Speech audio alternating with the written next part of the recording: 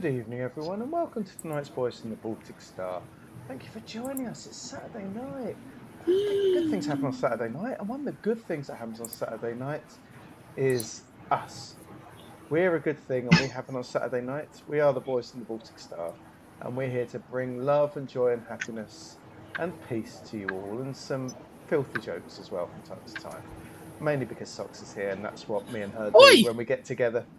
Terrible. Okay, that's fair. Yeah, that's fair. Yeah. But if it's your first time, you're very welcome. Thank you for joining us. We love our new folk. We love our returnees, to be honest, but we love our new folk too. On Saturdays, we play a whole range of things, either one-shots or ongoing stories. We sort of have 4 or 5 ongoing ones and some one-shots as well. And this is one of our big ongoing ones. We'll talk about it a bit more in a minute once we've got through the housekeeping. We're going to run, I don't know, a couple of hours, 2-3 hours tonight. We'll see how it goes, see how tired we all are.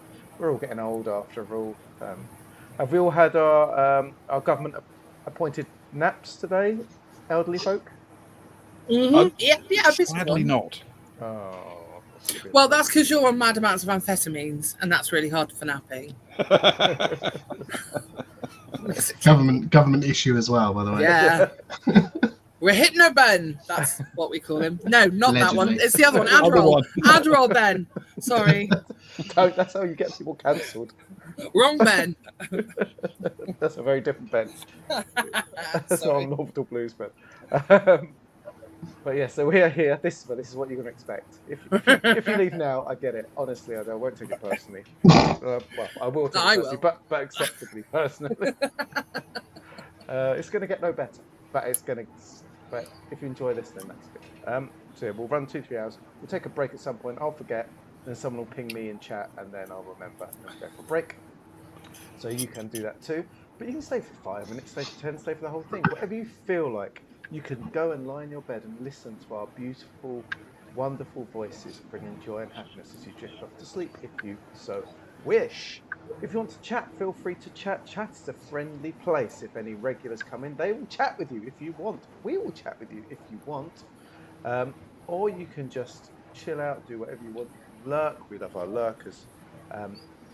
We just want you to be happy and be friendly. And things that get chatted in chat sometimes make it into the game. We're very interactive in that regard. It's one of the things we pride ourselves in, and that's the vibe we bring. So there's that. There's a red sun there. You can click and spend some points. The points, some will affect the game, some will not. So what have we got? We've got Boone. Boone is on tonight. You can name an NPC. Oh, I was given a boon. I've got a boon. I've got one in my pocket. I remember now. Yeah, me too. Actually, I've got 3. Yeah. That's a lie. And Ben does as well. Actually, I think you will find that those Honest. boons were given to Bill's coat, not you. I'm Brian, and so's my wife. I'm making notes, Ewan. I'm making. Where's my red? Your name's going in the book. I've been Ask told him off. about Lara Croft and the brick wall. He'll love it. So some things affect, some things don't. Some things play a bit of music. Have a look. I've left Clonk on today. It's very rare for this one. It's on. We're going to do it. You can make some of us pose or drink or something. Music plays. There's something at the bottom for 1 credit and 1 credit only, which is I will drink from that. I left the list. I forgot about that. It's your favourite sound. I don't enjoy the list escaping. Give me a heart attack. I'll drink to that is 1 credit. So if we say something or do something that you appreciate or you want to drink along to and want to visibly show that you're drinking along to it, I'll drink to that is 1 credit. It's a little cheap bit of interaction if you so wish. So, Orbital Blues. It's a game. Look, here it is up by Sleaney, Clark and Cox. It is published by Soul Muppet. We love Soul Muppet. Orbital Blues is a game about sad space cowboys. We also play other games that they publish, such as Fimbria. There's other stuff as well. Check out their website. There's the link. Thank you. We are affiliates, so go buy things through that link and we get 10% off, which normally pays for some badges or something from time to time when I print some up. Look, they've got other mission packs for it. I've got 2 there. I'm writing a mission pack as it stands, where we're going next. So I shouldn't have bothered buying them if I'm just going to write my own ones. What a waste of money that was. But they're very good, apparently. Of course, this is Plus, available. they're Ask me. awesome books. They are really lovely books. If you've got a game going and you want some names of brands, booze brands, just ask me. I'll send it to you. There's some big stuff going. They've got a big expansion happening soon, Afterburner. So check that out. That is on. They're just putting that up on. What's that company called where you make people pay in advance for it? RPG. Kickstarter. Oh, Kickstarter. Kickstarter. Yeah, they're kickstarting that, and that's all coming out soon. So keep your ear to the ground and your nose to the road, and you'll get run over. So now that we know what the game's about, Sad Space Cowboys, think Firefly or Cowboy Bebop, let's introduce our Sad Space Cowboys / girls. First up, I'm neither sad nor spacey nor a cowboy girl. I am the storyteller. My name is Luke. Hello, I'm happy, and I'm firmly grounded in reality, and I'm here to make them sad. It sounds like a certain amount of she does protest too much. Exactly. I'm so sad. Oh dear. Oh no, my contact lens has gone funny. Now I'm sad. Okay. This person here.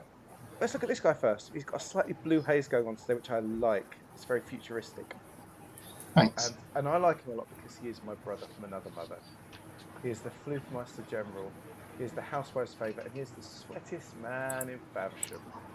He is the incomprehensibly wonderful Ewan. Good evening, Ewan. How are you? Luke, I'm really good, thanks. I'm excited to be back playing some multiplayer.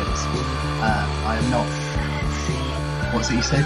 Grounded in reality. I'm not grounded in reality. I'm very excited about Autumn Leaves. It feels like it's been too long, and we're back. We're back with an old friend. Look how perfect that heart is placed over him. Look at that. That heart is exactly. That is beautiful. Can we just leave it there? It's now me. It's how Can you make them? it's Can you how I make the think mouth? of you when I'm in the bath. What? Nothing. The mouth All right, let's check it's still there. But no, I'm very good. I'm very good. It feels nice to be back. It's good to have you back. Why don't you tell us about the character you play in this wonderful tale? Yeah, I will. I play Bill Raven, who is the de facto captain of the ship. He got lumbered with the job because the other two don't want to be responsible for any crimes that we commit. It's not a choice. Pretty It's that much. we're not sober enough to. I think you'll find. I mean, that's a defence. I don't know how well it would hold up. I'll be the captain on the next heist then. If you want a pissed up captain who really doesn't No, give a shit, I'll take it. I do not want to be taking orders from you. To be fair, that's There you go. the flip side of the thing. And I believe So- we've hit the bottom of the issue. Yeah, exactly. But he is the captain. He is the man with the beloved battered jacket, which is very old and his most prized possession. And he is also the man with 2 knuckle dusters and now a butterfly knife at some point. The knuckle dusters, they sound a bit anonymous. How do you tell them about No. other knuckle dusters? Well, it's funny you should mention that, Socks, because they are a named weapon, as we know all great combatants name their weapons. So his knuckle the look on Ben's face. So he's named his knuckle dusters Wisdom and Persuasion, much to Ben and Ben's character's delight.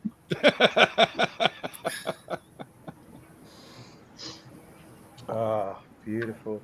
And as much as that's all the character introduction we need, I better do the other two as well.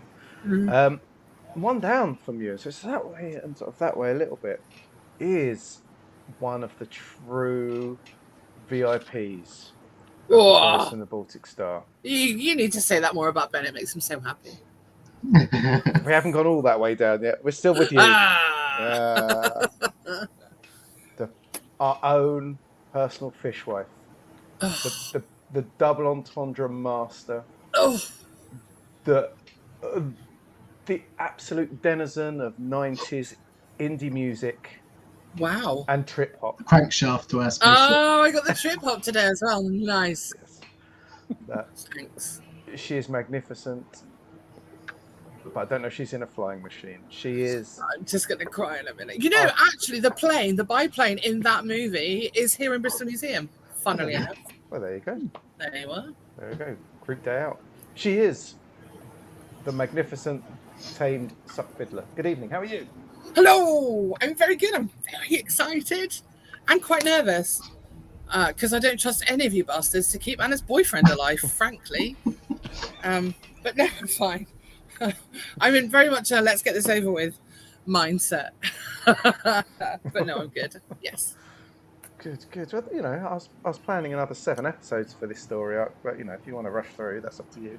Oh, I want to get to the brewery. That's what I want. Well, don't we all? But Yeah. But it's nearly midnight. We ain't gonna get there anytime soon.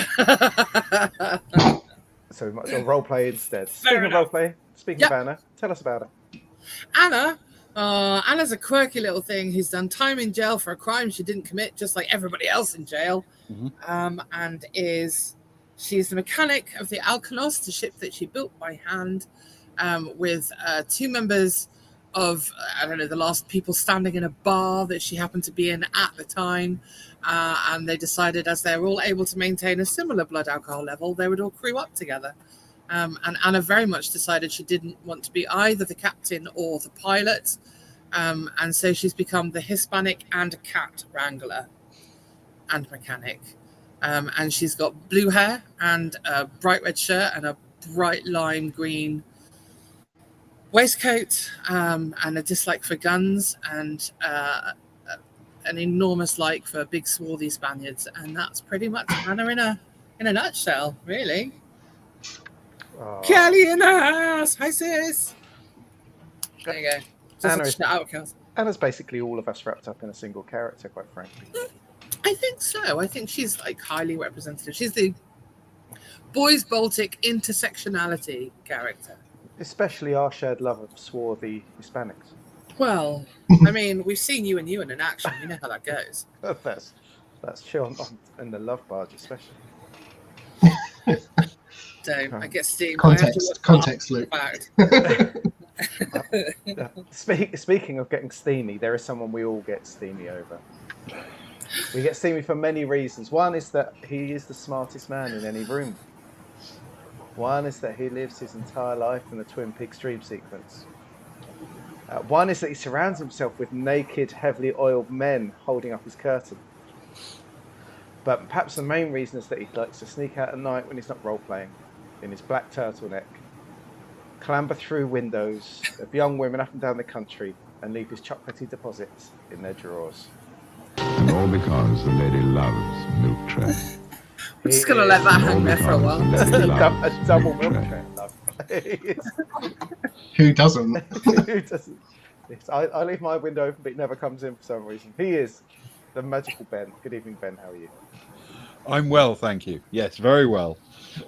Yes, and always looking forward to some Orbital Blues. What's the other wrong name we gave you off stream? Ben's getting a reputation. Oh, Ben Fiddles.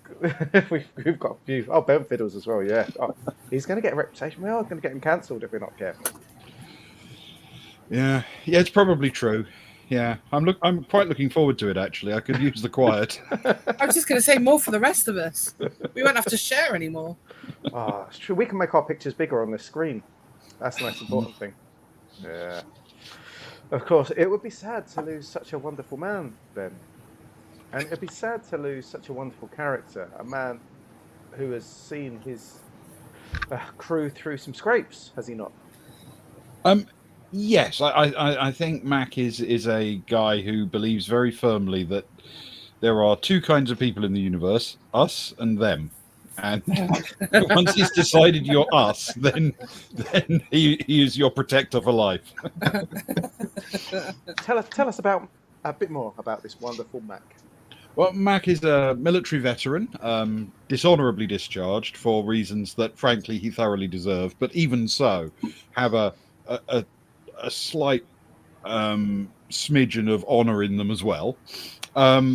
He's on occasions a very brutal individual, but most of the time wants a quiet life, a gentle drink, and the company of good friends to watch him beating 7 shades out of somebody. I was going to say there's something missing from that quiet life, but yes, now we're there. Talk us through his fights so far. I believe he's had 3. Has he had 3? His very first fight, if I remember correctly, was in defense of a cat. And also, independent of that, Anna. When this weirdo leapt at the cat in Anna's arms, he just hit him, really. That's all it was, wasn't it? And then kicked him. Also, he did hit him quite hard. Then later he had a fight in a bar, and bar fights, they're just par for the course, of course, and that's fair enough. And it was all, thoroughly good entertainment, wrestling and throwing people about, and an occasional punch. And then someone broke a bottle, so Mac, redecorated the bar with him. And then he had a third fight, which he was desperate to not actually get involved in a fight, and he was in the process of basically making everybody see sense when one of his own team, so to speak, That's a unleashed a kicking on him. That's a lie. That didn't happen. That's a lie. A lie. So they haven't seen each other since, by the way. These two characters, Antonio and Mac, have not laid eyes on each other since Antonio gave Mac a solid kick in the side and then fled. So so it's going to be interesting when they get back together. The only way they're going to get back together is if we carry on with the story. So if the 3 of you are sitting comfortably and Kelly and anyone else in chat is too, I suppose we better begin, if that's okay with you all. Grab your D6s, for that is what Orbital Blues uses. And I think we may be using some tonight. I have a feeling deep in my soul. You tease. He's been that 1 in 4 of us again, guys. Like we said before you joined us that of all the 4 of us playing this game, you are the only one who cares about the rules. I'm the GM. I kind of have to. That's kind of my job, isn't it? Unfortunately. Oh, okay. We love you for it, though. Good. Someone's got to help. Yeah, and a very fine job you do too, Luke. Oh. By the way, how are you, Luke? We never asked. How are you? Are you asking me this because this gets you your secret word out somehow? You can't be asking it. Yes, how was my secret word? You nailed it. No, we never ask you. You always give you us, and we never see how you're doing. I'm all right, I suppose. Work's going quite well at the minute. I'm moving, so that's stressful. Not as much time to do things as I want to, but it's all right, I've got to write a quiz for a quiz I'm running in a couple of weeks' time. I've got to write a zine for our Truth Foragers zine we're putting together. So I'm a bit busy, but busy's good, isn't it? Busy's good if it's things you like doing. Let's put it that way. Yeah. It's good to be busy. So moving does, Kels, but it's to a much nicer house that I'm much happier in. Well, last time I moved, Kelly, we had a baby. I got made redundant, and we moved all within a week of each other. So we do all the stressful things at once. Get them over and done with, innit? Yeah. I started laughing at a joke my brother made during that move, and then just started crying. And I was like, "Oh, I must be quite stressed." Oh no! Just laughing. I just laughed until it's like a movie. So anyway, I wasn't even sad, just tired. I think we're all tired. That's why we're up. Let's go. Anyway, thanks for asking. That's very awkward. I don't like being asked such. I do like making you awkward. Especially awkward because we care. If it's awkward because we've been mean, that's fine. But awkward because we care, how do you respond to that? We're not equipped to. We're British. Exactly. And male. It's just a double whammy for you guys. Just don't ask me how I'm doing. Just ask me how my team's doing. That's all you need to worry about. Then that's fine. Yeah. Okay. So things are certainly heating up here on Irvine Industrial, the rough and ready mining hub in the Sutler system. I've got a map of Irvine Industrial because I thought you might want one tonight. It might be useful when you're fleeing for your life. Ah, interesting. And I wonder if it's similar to your thoughts. It might be a bit small, but have a squint and it might help. Between you and I, though, it's not actually all down to the crew on the Alkanos that things are heating up. The crew being the brooding and violent Mac, the generally genial Captain Bill, and the tearaway termed team player Anna. Our Alkanos heroes have been joined on their current mission, let's call it mission, by 3 rough and ready, leather-loving, heavily baby-oiled, and curled forelock sporting members of the Reno Snakes gang. When you're not watching, they stand and they click their fingers menacingly. 5, 6, 7, 8. The Reno Snakes gang run out of Viper's Bar just outside the casino town of Reno 12 by the tough but surprisingly welcoming Francine Dubois, the brooding, violent, and emotional Antonio, the flat-top tough girl Nancy, and Chaz, whose mum used to sell hemp bags from a market stall here on Irvine Industrial. Why do we hate Chaz Good so old Chaz. much? I love Chaz. Why? He's served us well. What did he ever do? I just love that every single time he picks a team, Chaz has always been last picked. He's like the scrawny kid at football. I'll choose Chaz. He's the only one left. You're not choosing him. Smells odd.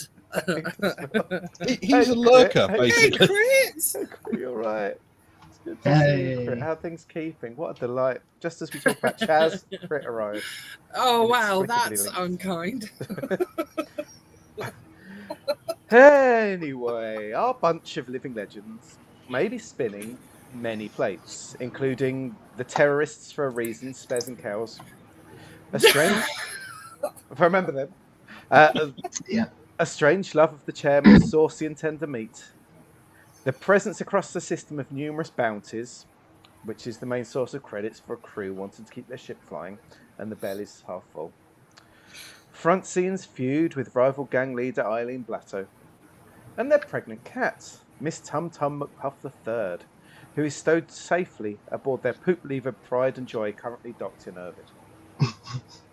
However, I think it's fair to say that through their choices and through the space winds that have carried them thus far, we have a central thread to the tale tonight, and upon that stage, several lead players. Coming up in just an hour or so is a big fight between Jesse Red Rhodes and Casey Perazzo. Both undefeated, both 9-0, and both wanting desperately to beat the other. What did I name the ship? You named it Poop Lever. I said the poop-levered Pride and Joy. Oh, okay. It's also known as the poop lever around the system. Just from the weird smell and stains down the side. Don't of it fly behind it. Don't fly. Whatever you do. It's Especially the most unpleasant clunk in the system. Especially first thing in the morning after breakfast. Especially after Max had a night. Oh, God, tell me about it. Jesse and Casey, both undefeated, both 9-0, and both desperately wanting to beat the other. Our heroes have chosen their side, Jesse, and have spiked Casey's water so that she'll produce a positive drug test, whether she wins or loses. This could potentially destroy Casey's reputation, which fulfills a deal they made with Francine Dubois as vengeance for Casey destroying a very special motorbike of Francine's. Upsetting Casey, however, would certainly have ramifications in the Sutler system. The hot-headed enforcer of the Perazzo mob family, Casey is infamous and powerful in system, working alongside her even more powerful older sister Tony and her business-wise, smart cookie younger brother Luciano. Another person the crew could soon be upsetting is Jesse's drug-dealing, money-laundering piece of trash manager Saul Jackson. Can we all give Saul a bit of a boo here? Ooh.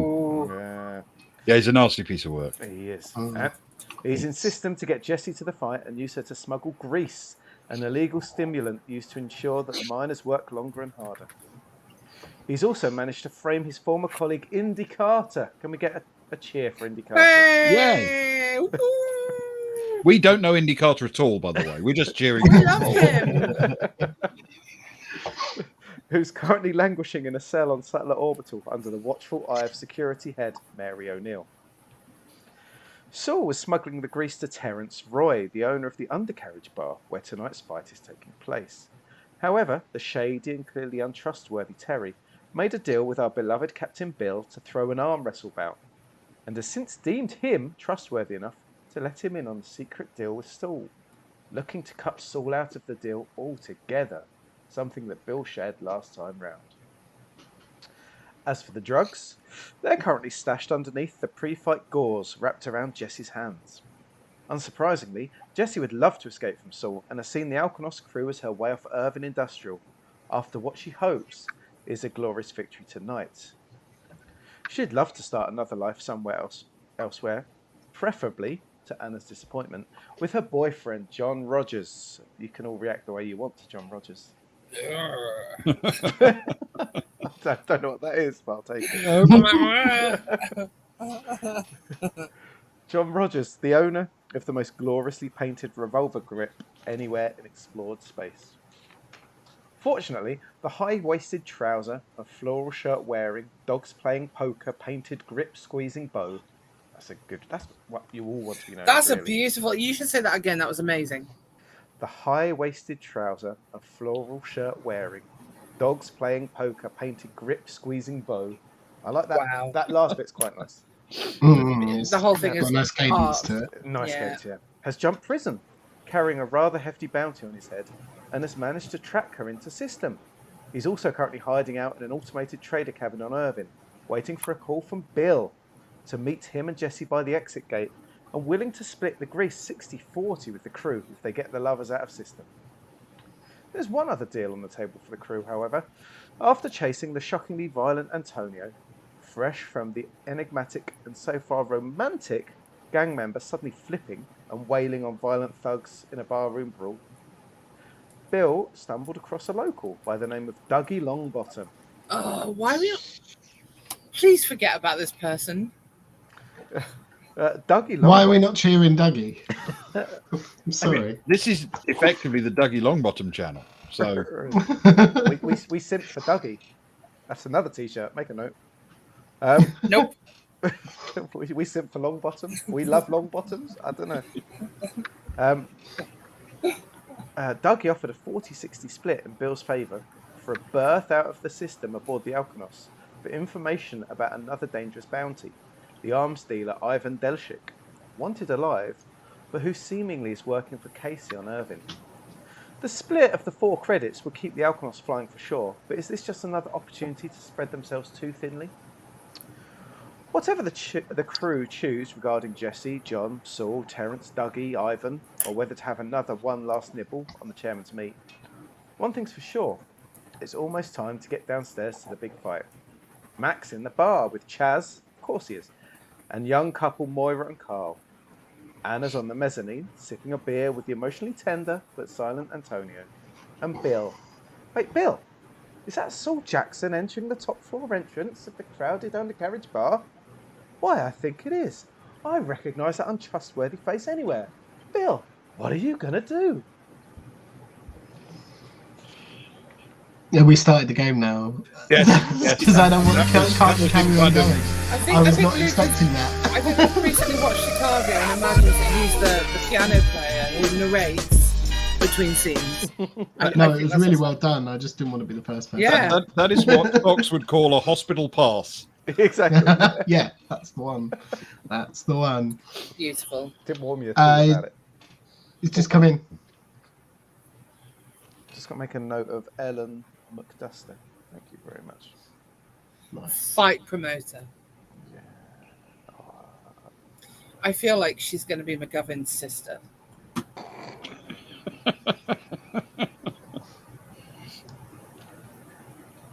Oh, thanks, girls. Okay, Guns. Bill. Yeah. So, Bill, you're upstairs. You've just finished talking to Dougie. Yeah. Good morning, Croy. Croy. Thank you for Hi, joining. Croy. A delight. If you look at the map on the hub, which is there now, the mezzanine floor is sort of up above this, and the steps are at the top, and you followed it around to the pretty much by the bottom. You were sat by the bar where Anna and Antonio were drinking a beer and just gazing out. Yeah. And you were talking to Dougie along that to sort of about 7 o'clock on the mezzanine, when you noticed entering the undercarriage through that mezzanine entrance the evil Saul Jackson.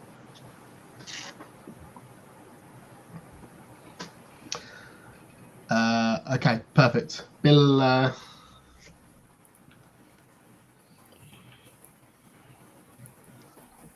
take a quick little look around, make note of where people are if you can see them, his shipmates, and then he will. His what, mates? They're not that bad. Well, you haven't had to spend however long on a ship with them. 9 o'clock on a Monday. It's rough. Just after the liver's been pulled. he'll watch for a bit. He'll hang back and he'll follow and he'll watch what Soul does. Right, we're going to make our first roll. I said get the dice warm. We've only been Oh, doing it's it 2 too minutes. early, Luke. Yeah. Gonna wait at least an hour. We're going to make an observation check, which is an Orbital Blues thing. After an initial description of a scene, when I remember, and I should do it all the time, but I always forget, because you guys are just too much fun, you can ask for further details, which you have asked for. And so I want you to roll a straight to the 6, please. That's a 7. Okay. As you're looking around, you're seeing people coming and going out. So the mezzanine is about 5 meters wide. It's quite rickety in the sense that it's sort of metal. What's it called? Like the floor of the classic floor of warehouses, that little crisscross metaling along the floor. So Yeah, that you can see through. Yeah. It's that, and it's got all the bars and that set up around the bottom, and some stalls selling hemp bags and more hemp bags. It's hemp bag day down south of the maybe Something happened to you, Luke. I don't know what it is, but I feel like you are the most in need of a hug I've ever known you to be. It's true. But for now, until Ewan comes over on the break, I'll power through. We'll hug it out. Yeah, it's quite busy. Good evening, legitimately. What a legend. It's John. Oh my God. Have we got all our favorite people. Have we got an exclamation mark for legit me? I have a message for it. Yes. There we go. Right. We love Croy. Croy's really good, by the way. Everyone watching me does VR games. Jumping on him. We're so bad at shouting out our friends. Yes, click on Croy's name, go to follow. He does VR games and he's Scottish with the god bod, dad bod. He's just a whole situation. You'll love him. He's everyone's dad. You'll recognise. He is utterly charming when he plays. Glorious, and he's much better at them than he thinks he is. Croy doing kung fu in VR is one of the greatest joys you're ever going to experience in your life. So go and watch that. He's wonderful. He was worried the other week that he's getting a bit too old for streaming, but I said he's not allowed to stream. Lies. He's too young for streaming, if anything. Plus, I mean, he's got the face of a teenager, that man. It's all that Scottishness. It's that cold wind just blowing out his wrinkles. The wrinkles away. Exactly. Yes. I'm pretty sure the faces that he keeps in that cupboard that we're not supposed to talk about. Allegedly. You don't want to get anyone in trouble. John doesn't know that we're swooning. So swooning. So around there, so you got a lot of people coming and going. It's very busy now at the hub, as we know. Some people getting ready for the fight, and outside the undercarriage, even on the mezzanine, there are some plastic chairs and tables shoved there that you're having to pick your way through. And so, actually, as you're sort of getting a little bit closer, you lose sight of our evil friends amongst the crowds as he vanishes inside. It's Ram now. It's doing some bad music. Music for the masses starting to blare out, Yeah. More and more people. But he's gone into the undercarriage. He has gone into the undercarriage, yes. Bill will make his way that way. On his way, he'll go to the first stall that he sees. Hey, pal, how much for one of these hemp bags? Hey, man. Yeah, come on, quick. I'm in a hurry. How much? Which hemp bag do you like, man? This purple one, this green, swirly one, this one with the little daisies on it, man. This one's got those little mirrors that like stitched into it all over, man. I'd take the blue and yellow ombre one. Oh man, that's special, man. Have I ever told you about how I make the ombre? Okay, next stand. And Bill will just walk away and he'll go to the next one he finds. Hey, pal, how much? Just quickly, sorry, I'm in a rush. How much for one of these hemp bags? Hey, man, have I told you about my hemp bag? Mine are really different from my brother's, man. My brother's hemp bags are bad, man. Yeah. But how much? Which one do you want, man? I'll take the green one with the capybara on it. That's a cool bag. Oh, that is a cool bag. A bag with a guinea pig, definitely. This bag suits you, man. Brings out your eyes. I love your jacket, man. His $3 dues, and he'll just throw $3 dues and walk away with the bag. Whoa, man. What? His voice gets lost into the crowd as you storm off with an ill-gotten hemp bag. I paid for it. And towards the undercarriage. Okay. You have to elbow your way through somewhat. There are upstairs. There seems to be more of a mix of the miners, whereas downstairs, we've said before that it's very much the off-welders that have come in, dressed a bit smarter for the evening. It seems like upstairs is where the miners have come to sort of. They're not there for the fight. They're more for the, for the crack, as it were. If we were an Irish stream, and a few of them shoot you some vaguely unfriendly looks. Mate, what's the bag, mate? What's all that? You're not bringing that It's bag Hemp in here, Bag are Day. you? It's Hemp Bag Day. Why didn't you say so, friend? Didn't you come on, get your drink? Get my friend a drink. Hemp Bag Day, he said. We like fashion, Steve, don't we? Don't we? Hey, Steve. What are you having, friend? What drink are you having? What are the options here again, Luke? Is it pretty much the same as Oh, let me get the same as ever? I'll take. We know that one of them is particularly a like a locals working class drink, don't we? You've got the masses that after you've got You've mentioned after hours lager is the local cheap dirty drink. The after hours lager. Or Yeah, I'll No, take no, them no. after You hours. should exactly say, please. I'd like the local working class drink, please. That's how No. you should exactly order that. Listen, it's Ewan struggling for words, but I'm sure Luke was like, "This is the cheap thing that everyone has after a day at work, and keeps the workforce going." The worst What's thing is the that's cheap what here? Ewan says when we go to a pub together.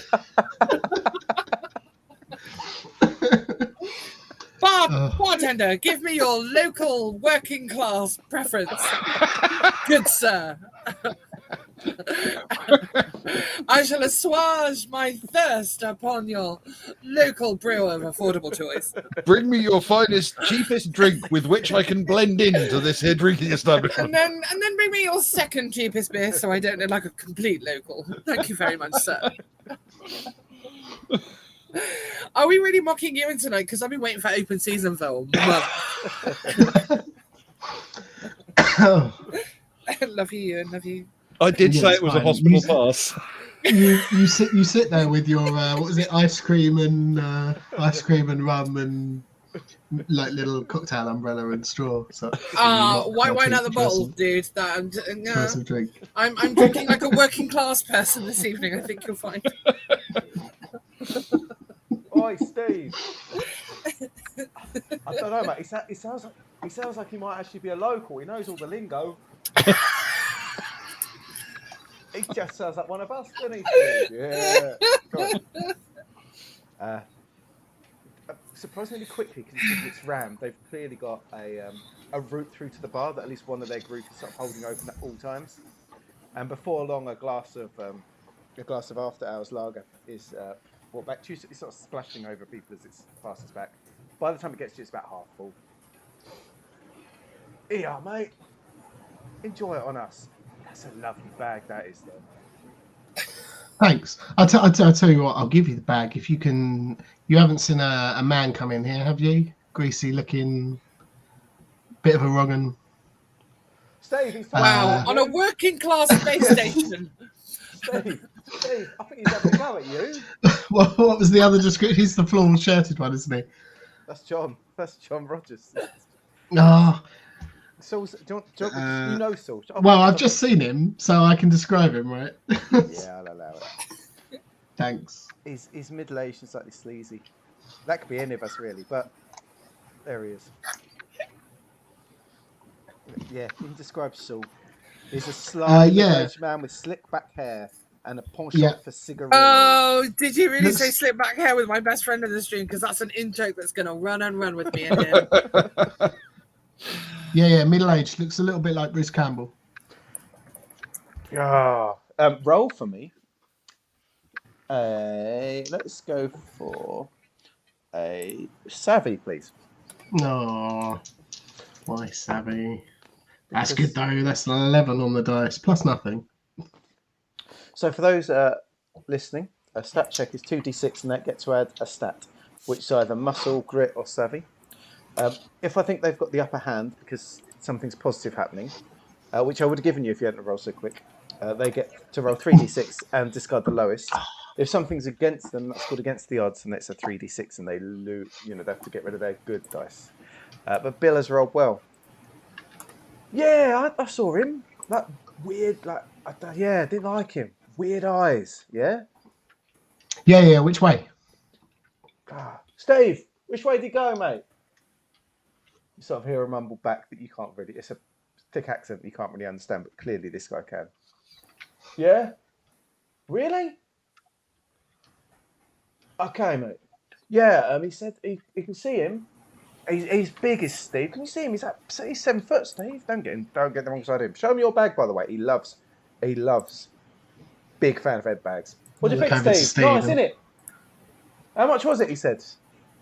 $3 we do. $3 we do, Steve. Oh, good use of sound, John. $3. Yeah, he said. He said he's over there. He's sat at a table playing some cards with some posh types.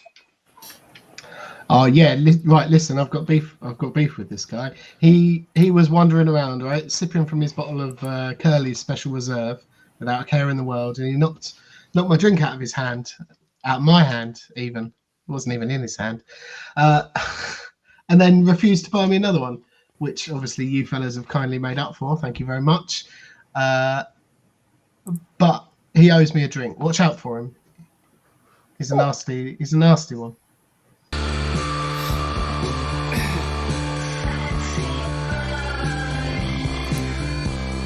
So I was just waiting for a stand.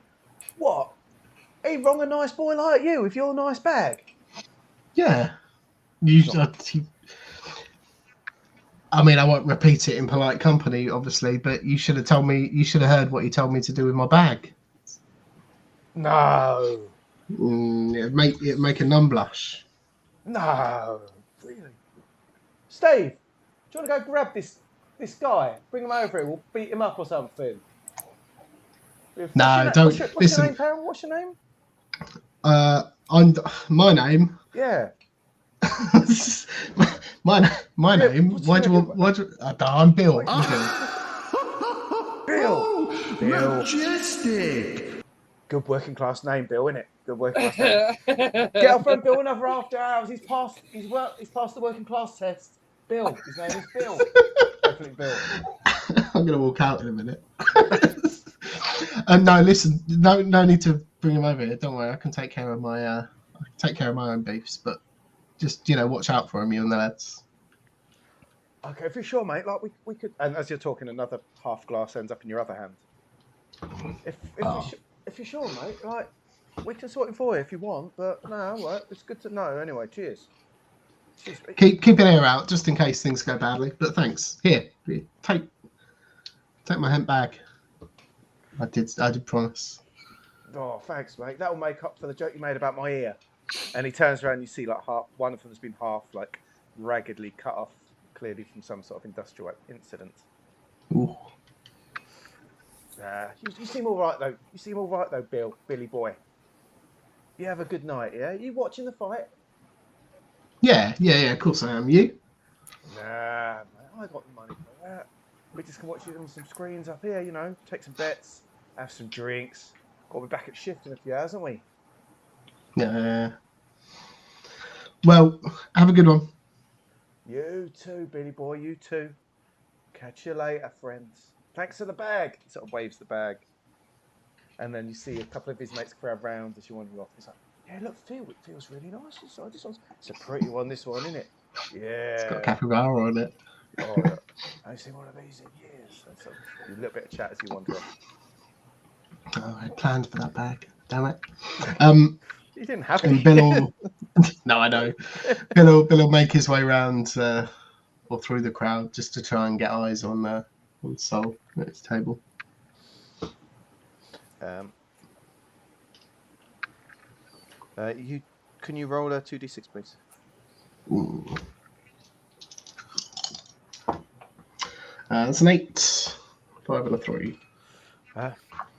Following sort of Steve's sort of look over, you do see the table that Saul Jackson is at, and it's towards one corner. There seems to be, as we're looking at the map, to the bottom, to the south of the undercarriage bar. There's a series of round tables and some booths against the wall. And in one of them, where there's a bit of space from the people, there's the back that you recognise of Saul Jackson, sat with a few other gentlemen, slightly better dressed, playing some cards. But he does appear to be checking his watch from, like, in the time you're there, you're looking at 2 minutes, he's checked his watch 3 times in that time. Okay, cool. And Bill will sip away at. He'll pour one glass into the other and put the empty down because he realises he's been walking around with two half pints at this point, and he'll just wait and sit and watch and see if anything unusual happens or if Sol moves on somewhere else, which he's kind of expecting at some point because he's got to make a drop, right? In theory, he's got to pick up and he's got to make a drop. Absolutely. So what we'll do is we will sort of set Saul on a motion sensor, and we will come back to you as and when that happens, if that's okay. Then cool. Yeah. I'm open to either of you. Do either of you desperately want to go next? I think I'm in a holding pattern, to be honest. Yeah, I think I need to get Antonio back into motion. Back to Mac. Well, he's pretty sad and despondent, and we're right against the wall of a job and about to open the door and get shit done. So we need Antonio moving again. So we will go back to the couple at the table to the south of the mezzanine. They're sat on. There's a small little bar area, and they're sat at a table overlooking into the hub area, sort of looking over the edge at the people crossing. It's a busy hub, people coming and going, the fake plants, the light overhead, and they sat there for a while. They shared that moment. The 2 players who follow him, which I thought was adorable. Yeah, absolutely. And he sort of handed them a bottle, right? And they're sort of sipping on the beer a little bit. Yeah. You've got that sort of 5-10 minutes of silence passes as he's still sort of staring ahead of him.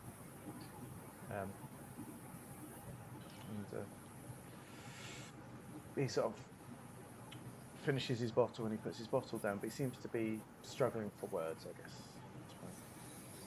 I guess. So Anna, she's not that hungry. She doesn't want to drink too much. But what she does is she suddenly digs her elbow really sharply into his ribs, like really suddenly without warning. She just jabs him in the ribs with her elbow. Oh! What is it, my love? Well, 2 things. 3 things. Thanks for the food. Also, like, we've known each other, half an hour? Like a day. I don't know. But, like, I've told you things that... No, okay. I don't know how I feel about you, but the truth of it is it's not nothing. And that's enough for now for me. But also, I'd love this to be a moment of, like, let's talk this out and tumble into bed and do all that fun stuff. But we've got crime that we need to get back to, and you just kicked the most dangerous man I know in the ribs a couple of times, so we probably need to deal with that. And there's a whole spaceship full of contraband and nasty stuff that we have to deal with. So while I really admire your brooding, staring into the middle distance thing, and we can definitely do more of that later, with less clothes, maybe. For now, can we possibly do crime and more violence? Is that okay? Roll for me a savvy, but with the upper hand, please. So that's 3d6 plus. Plus your savvy, and then keep your best. Okay. Roll. By the way, guys, I'm rolling in roll 20, so there's no. I mean, I do cheat. I just whatever. I just don't tell you. Oh, it's 1 for savvy. Oh, holy! No, you know what I did? I rolled 3d20. That's why. That's 41. A success, that one. Socks might have been drinking tonight. Yeah, I mean, you did roll a 22, 23. Oh, 9. I mean, no, 8. I got an 8. He pauses for a minute. He wraps his fingers for a little while on the plastic table, and then he actually turns to you somewhat, and he grabs your hand in his and he gives it a bit of a squeeze. My love, my whole life since I was young has been crime, this action and violence. It is the way I am. I try so hard, but it is hard for me to find peace. And with you at times, my love, I find peace, and I long for that moment once more. And if it means going once more to the violent times, then I must. Let us go and rejoin your friends and complete this mission together, my darling. Two things. First thing, just a small note. With your accent, when you say peace, it sounds a lot like piss. So let's work on that. But also, how about a quick switch before crime? Because we have time. There's no look, it's 10 to 8. We got at least 3 minutes of making our time over beer. Like, let's just do that for a minute. Well, as you say, maybe hopefully this job is a piece of peace. No, no, Antonio. That's okay. Let's put a pin in that and maybe get back to that later. He does lean over to you and he puts his arm on your shoulder, and he does move in close, and you momentarily catch his eyes in your eyes before you instinctively close yours. She does do a little swoon into his arms. Bless her. Quite right too. And he does take you in his strong arms. Oh. And you do make out for a couple of little minutes. bit of a smooch. You can, yeah, absolutely. It's quite nice. You realize you see that you can feel that part of him would of course want to go further, but we don't. It's not that kind of stream, Luke. Exactly. Part of him will want to go further, but part of me definitely does not. No, just no tongues. We're fine. Family stream. Exactly. Quite right too. Antonio's at peace with it.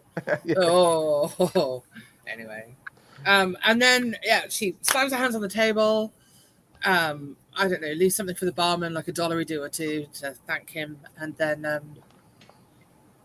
waits for Antonio to get up. And then says, hey, so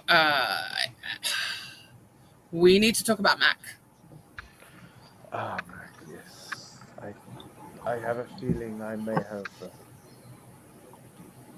maybe made a little contact with him in what happened downstairs. It's like the mist descended. I can barely tell you I love you. Well, I think we could buy Mac a sorry present to charm him into forgiving you. Yes, get him a hemp bag. I have heard it is Hemp Bag Day, my darling. Yes. There are many hemp bag trades. And let me tell you, I've known him for about half an hour longer than I've known you, and I can tell you already, he loves things with rainbow motifs and little pieces of mirrors on them, and if they have bells that chime, his socks will roll up and down. If you choose one, my love, I will pay for it and present it to him. Okay, but also put something inside. Giving an empty bag. If there's, I don't know, some kind of, weapon, or I don't know, one of those cheeky postcards that you get at tourist traps. Just put something in there that's, and then we can be like, love you, love, and I don't know, put a message. It'll be fine. I'm sure he'll be fine. Draw a picture of a cat.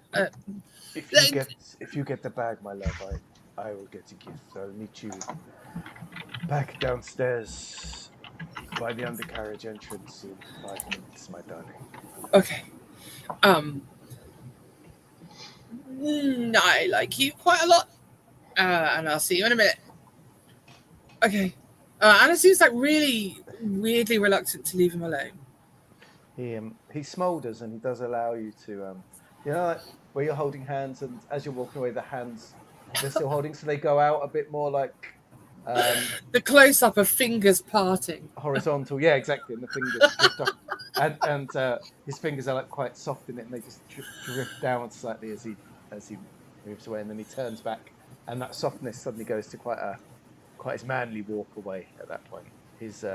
His buttocks rubbing against each other in his leather. Anna rests her hands in her head in her hands for a moment and goes, "What a guy!"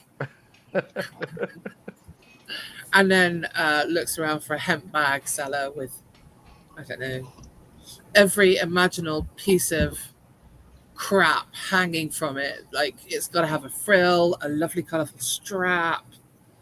We're talking full 1990s Glasto here. That's what she's going for. Hey man, I got this perfect one for you. Cheap price. One of my cheapest. Oh yeah. Which one? $25 dues. You're having a laugh, mate. Do you know what I can buy for $25 dues? Look at literally everything I'm wearing. Hey, that's a really. I'll trade it for the waistcoat, man. It's a really nice line waistcoat. No, it is a really nice line waistcoat, and it's much nicer than any of these bags that you've got laid out here. I want that one with like the mirror pieces and what does that say in bad embroidery? Is it like eat, love, pray? What does that say? Is that like some crappy movie? I don't know. Have you got one with bells on? I want actual tinkling bells. Oh man, I've got some tinkling bells. Look at this. Mm-hmm. And he reaches in and he pulls one out that does have the tinkling bells. Uh-huh. And it says smoke, eat, paranoia on it. Smoky paranoia. Yeah. Nice. Do you have a little postcard that says any brownies have the answer? Oh man. I've got Come on. I got one a guy more like there. you. I got one more. Mm-hmm. One more. I'll put it in. I'll combine them all together. Roll your savvy, please. All right. 2d6. Okay. God. 5. Oh man. Best I can do is 20 for that one. Got an insect bite on my gun. Look at that. I'll show everyone. Ew. Even the bugs like my guns. Okay. That's weird. Anna's like, okay, so how about I like that bag. You're not having a waistcoat, but do you like my super frilly red shirt that looks a bit like a pirate? You like my pirate shirt? Look, she turns around and she shows how long it is. Like, look at that. Look, you like this shirt? You're really tall. This will definitely fit you. Oh, the first thing I thought of, man, when you came over was the shirt. Uh-huh. Yeah, you know you love it. And look, and then she shakes the sleeves down and the ruffles around the cuffs are so long they completely cover her hands. Look at this. Look at that. It's funny because Anna's pirate name is Longshirt Anna. Oh, how did you know? That's amazing. Right, let me roll. Okay, man, let's swap. Okay. And just right there in the concourse, off comes the waistcoat, off comes the shirt. She gives him the shirt, she puts the waistcoat back on. And then she's like, okay, but listen, that shirt, that's at least 25 credits worth of shirt. And you said that this bag, that's 20 credits. So I got 5 more credits in this bargain, right? That's what the postcard's for, man. Do you also like that over there? There's a half-eaten, like, is that a cupcake? What is that? Can I have that too? I know you've taken a bite. It doesn't matter. The thing is, it looks like a muffin, and that's kind of my nickname for my friend. Who, it's his birthday. He's been in space a long time. His mom died. It's this whole thing. I just want to make him happy. That half of a cake would make him really happy. If you want a cake, man, I'll give you one from my special supply. And reaches into like a kind of a Tupperware kind of tub. It's sort of sealed, and opens it slightly. You get a nice waft of fragrance, and he hands you a muffin. She actually leans over and kisses his cheek. You are a god among men, my friend. Thank you so much. Oh man, that's all right, man. You're far nicer than the last guy that came to my store. Oh yeah, what did he do? Took a hemp bag with a capybara on there, threw me $3. You know, that's the thing that's wrong with like orbitals like this. People just don't know how to behave. I mean, God, who'd hang out with that dude? He's a jerk, man. He had this stupid jacket and everything, man. Oh, wait, what? Like with like a patch and it was Kind of beaten battered, up, man. Battered jacket. beaten up in a cool way with a really like carefully groomed beard. Yeah, it's like, you know, if you buy clothes that are already battered to make it look like they're battered, it's kind of like that, man. Yeah. Let me tell you, I know that guy, and like for that scruffy just wake up look, that takes him 3 hours every morning. Every 3 hours just to be like, oh, I woke up like this. He's the worst. Oh man, well, at least he's gone now. As long as I don't see him again. It's Hey. not like you. Well, I mean, which way did he go? Because I kind of want to kick him in the nuts now. Which way? He went through. I think that way he points towards the upstairs entrance, the undercarriage. Okay. Went through there, man. Cool. Well, listen, you have a most excellent day, dude. She does an impression of him. And good luck with the bags, because they are chef's kiss. Perfect. Why? Thanks very much, man. You're welcome. She grabs all the stuff that she kind of, she feels a little bit guilty that she kind of took him for a ride. But, you know, he's got a nice shirt and she's got this shitty bag for Mac. So everything's great. She carefully wraps up the muffin, writes a note on the postcard from Antonio, and then goes in the direction that she's been directed to. Looking for Bill. Fantastic. Mac, are you still in a waiting pattern? I am, yes. Okay, then let's get there. Socks, Anna gets through the door. You barge through. You see some miners shouting and drinking. A very tall one seems to be wearing a rather lovely hemp bag. Actually, really nice with a capybara on it. Seems to be parading around, and they're all chanting and singing.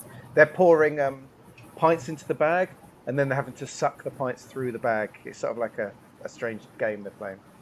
Actually, on a desert planet, it's a pretty common game because it's how you get the sand out of the drink that you spilled. Anna knows it well then, clearly. Yeah.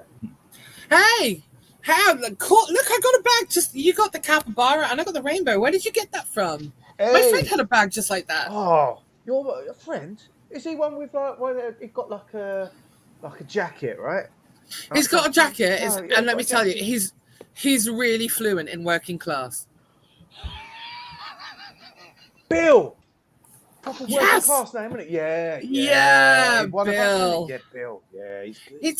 He talks like he's got more money than he has, but let me tell you, boot leather, mate. That's what he is. Oh, I knew it. Didn't I? I said that, didn't I, Steve? I said he was putting it on, didn't I?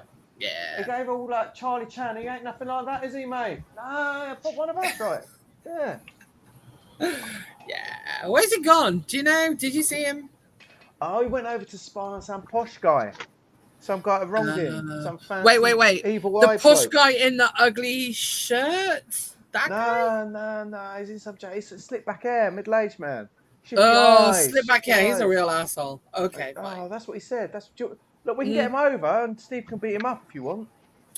That's a really interesting. Do you know what the problem is with this guy? I shouldn't really tell you because I promised her I wouldn't tell anybody.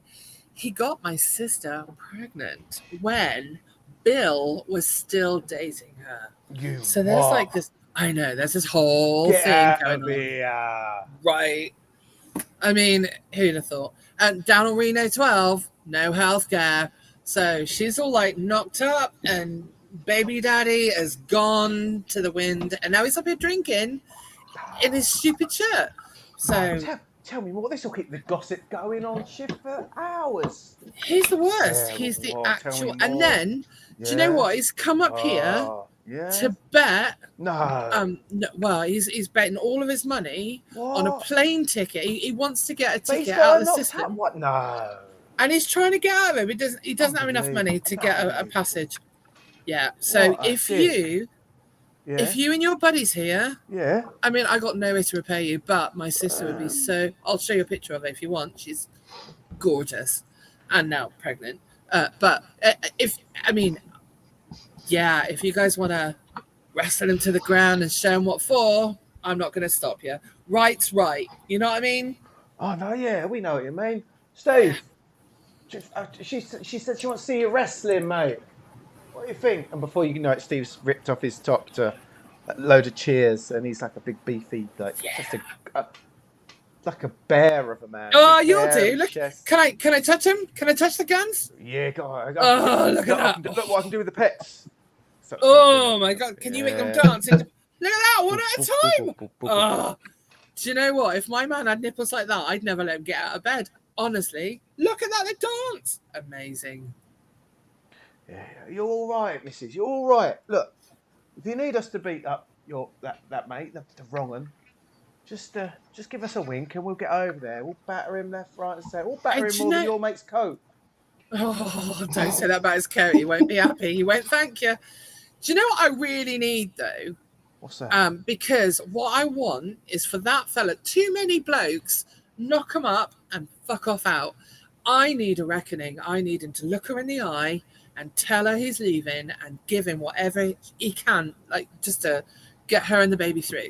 So how would you feel about, because you're on the system all the time, right? You know security and they know you. And if you could get him to my ship so that I could take him back to Reno 12 and have a chat with my sister with him, that would be amazing. How do you feel about that? Okay. Roll for me. Yeah. A savvy. Don't wait a sec. Yeah. You would get the upper hand because you have won them over, but it's also going to be against the odds because that's quite an arse. How do you do? It's going to balance out. That's wild. So it's just 2d6. So you roll what, 11 dice and take the 3 in the middle? Yeah, exactly. Take all the good ones, all the bad ones, and go somewhere. I forget that there's dice rolls at the end of my malarkey. Yes. Me too. I was thinking, this is going brilliantly. Oh no, there's going to be a roll. 8. She got an 8. Look, darling, right?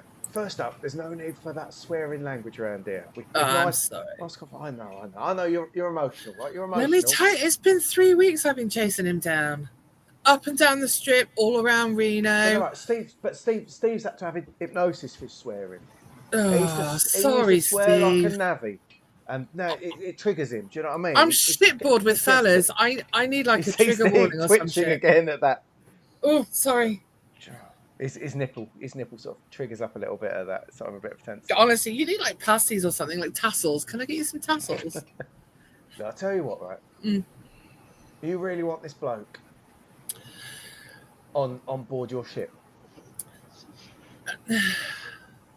I just need him to answer to my sister, and she doesn't feel well enough to fly, which is why she didn't come up here. Plus, we weren't really sure he was here, and she's been messed around enough.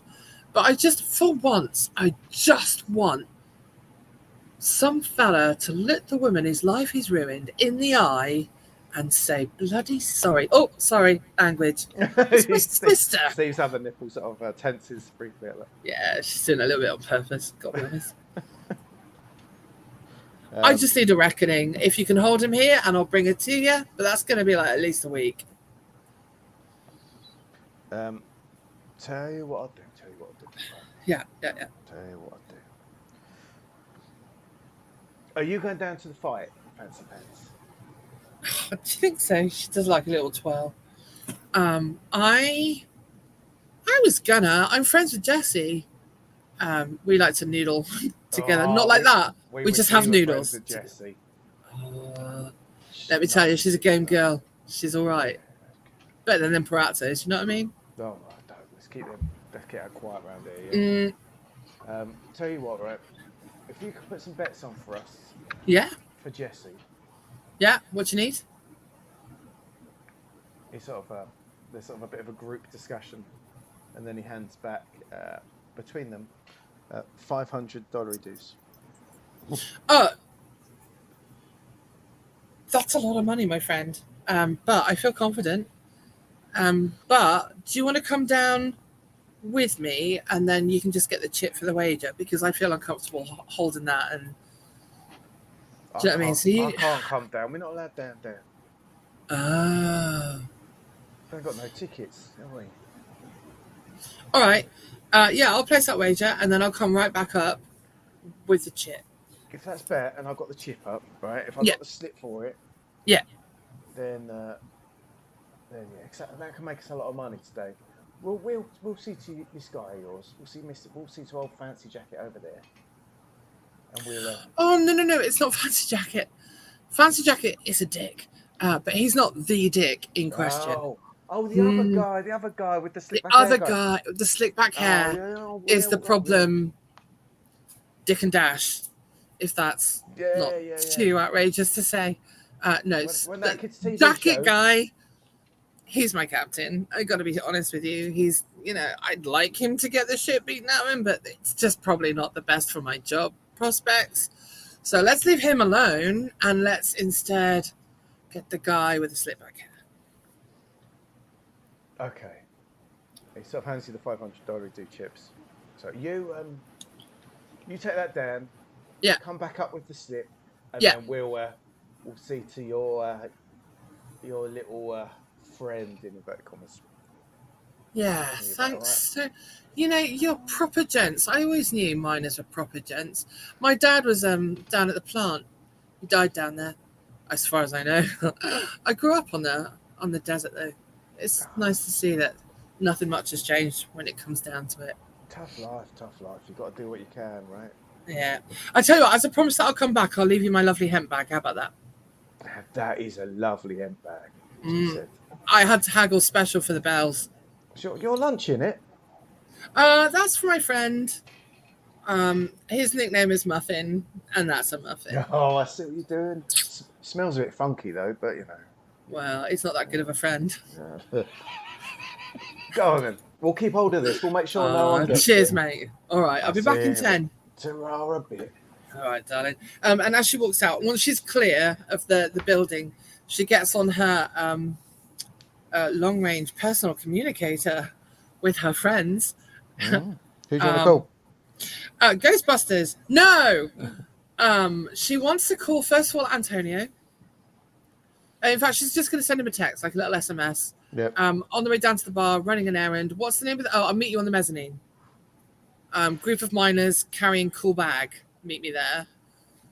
And then she'll send a message to Mac. Need to place a bet. Coming down, be there in 5. She doesn't say anything to Bill, though.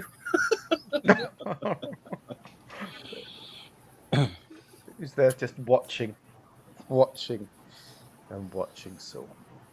Uh-huh. Yeah. It's at this point, actually, that while you're saying that, I'm going to jump to Mac. Because Mac is sat in the bar. He's been sat with our beloved Chaz. And he's been sat with the young couple, of course, with Moira and Carl. Yeah. And it's busy in there, but he sort of kept half an eye on the door. And it's sort of, as that text comes through, he sees framed in the doorway a familiar, brooding, leather-buttocked, swarthy figure. Oh, you are naughty, Luke. Okay. Right, you spent too long. You got to meet him in 5 minutes. You got there You first, are a didn't you? monkey. You went off on one. All right, go on. Antonio's there. He's not going in though. He seems to be stood outside waiting, as if waiting for someone. I'm going to. I don't know exactly where we are in the midst of our probably fairly vague, gossipy conversation about nothing at all. And whatever the conversation is, I'm pretty confident most of the work is being done by Carl and Moira. And so Mac will slowly stand up and say, "Excuse me a moment." And then he will walk over towards Antonio.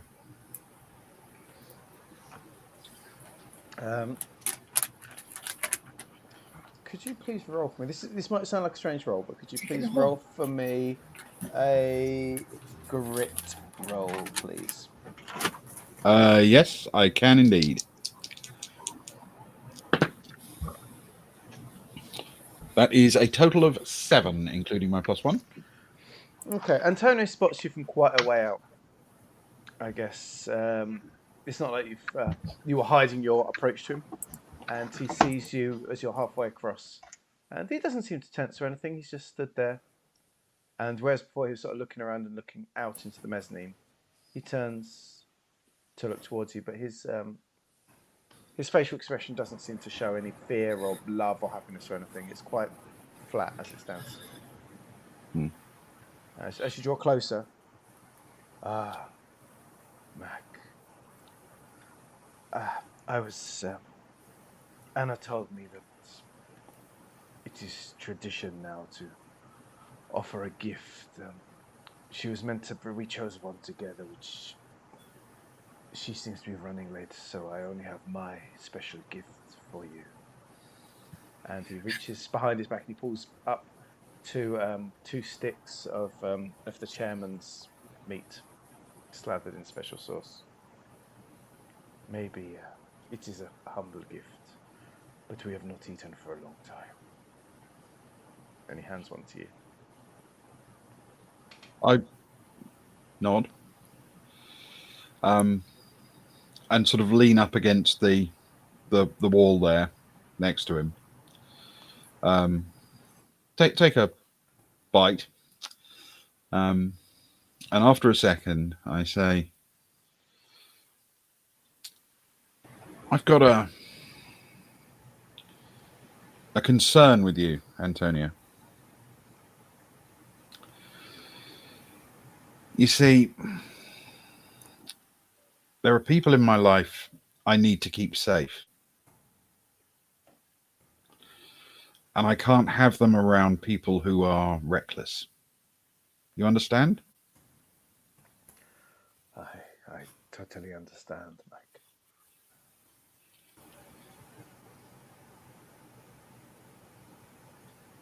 So, I'm going to give you a pass. This time. I love you, Bucky. And the next time you do something like that, we're going to have words. Because if it comes to me,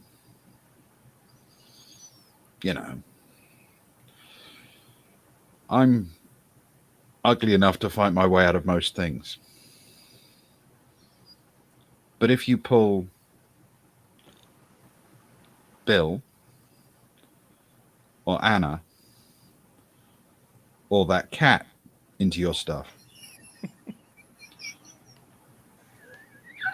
I'm going to turn you inside out. You understand?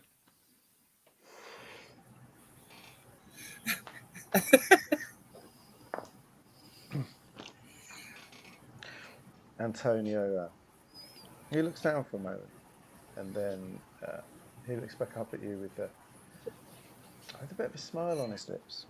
He says, Mac, you are undoubtedly a wonderful fighter. I saw you in the bar. I heard tell of your rescue of our beloved cats. Anna has told me things of how much you care for her and the crew.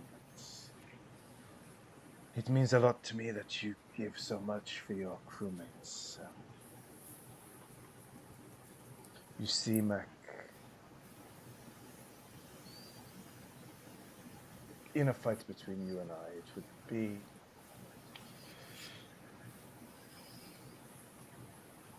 would be perhaps more bloody than either of us would wish for, and I think that neither of us wants that at this time. I apologize for what happened inside. That's the red mist descends between you and I, not between Anna, of course, my friend. Men have died because of it. I would certainly not want to add any of you or the crew to it. I will always do my best around the crew to stay calm when they are involved.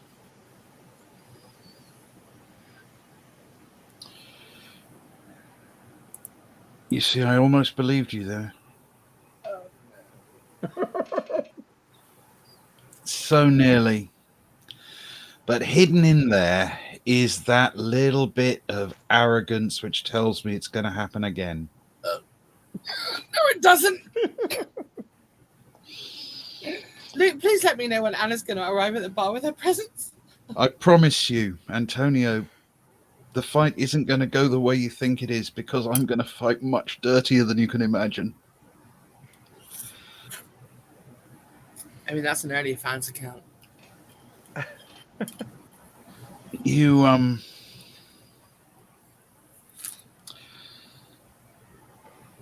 we'll finish this another time. We've got matters to discuss. But it can wait. I'm not expecting that you'll hang around long. Am I clear?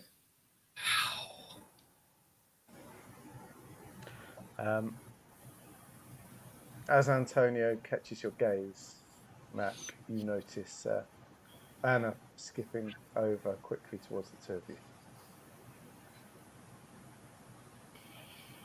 Okay.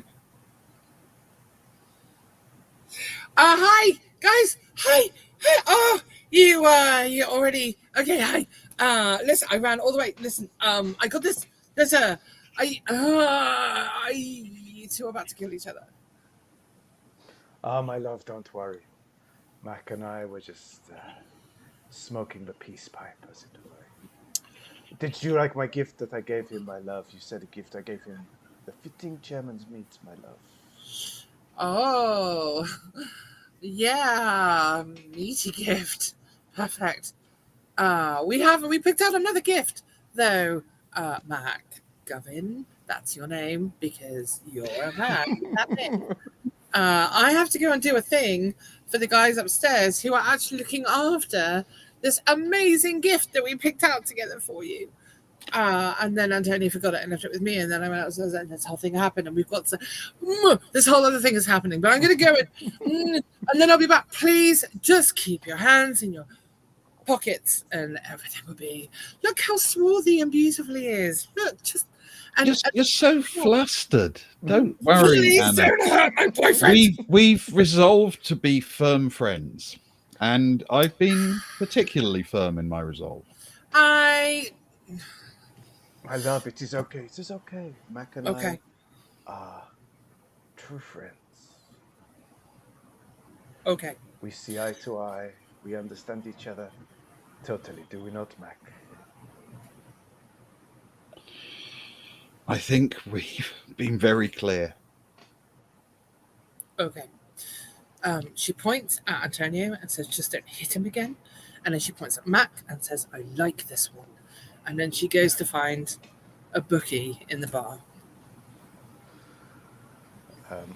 As you half turn round, Mac, you notice that Antonio's just wandered off into the bar and just left you. Oh, he just fucked off! No. Into the bar. He's gone into the bar. He's gone over to Chaz. He's gone over to Chaz at the table. He's not just vanished. Okay. What needed to be said was said, I think, in his mind. Oh my God. And he's just vanished off you. So much testosterone. That's awkward for me and Ben. We've never been that testosterone before. We're not really built that way, are we? I tell you what, I'm trying very, very hard to hide my arousal at this exact moment. That made it brilliantly awkward. Cool. Anna's going to place that 500 credits with the bookie that we used earlier. Oh, yeah. Old mate on the door. Mm-hmm. Norman the doorman. Norman the doorman. Oi, Norman, I got a 500 credit bet on Jesse. You want to take it? I'll pass it on down. Cheers, love. No problem. That's a lot of money coming back, though. It's for mates of mine upstairs. They're not allowed in. They don't have tickets. They're just locals. That's a full credit back. Yeah. I guess if it's... I'm sure it'll be okay. There's a lot of money passing tonight. I'm sure. Well, listen, it's like a syndicate bet. It's like 6 of them going in on it. They just gathered the money together, made it to the limit, asked me to bring it down because they don't have tickets. Is that all right? If it's not all right, I can take it elsewhere. Roll for me a savvy with a upper hand, please. All right.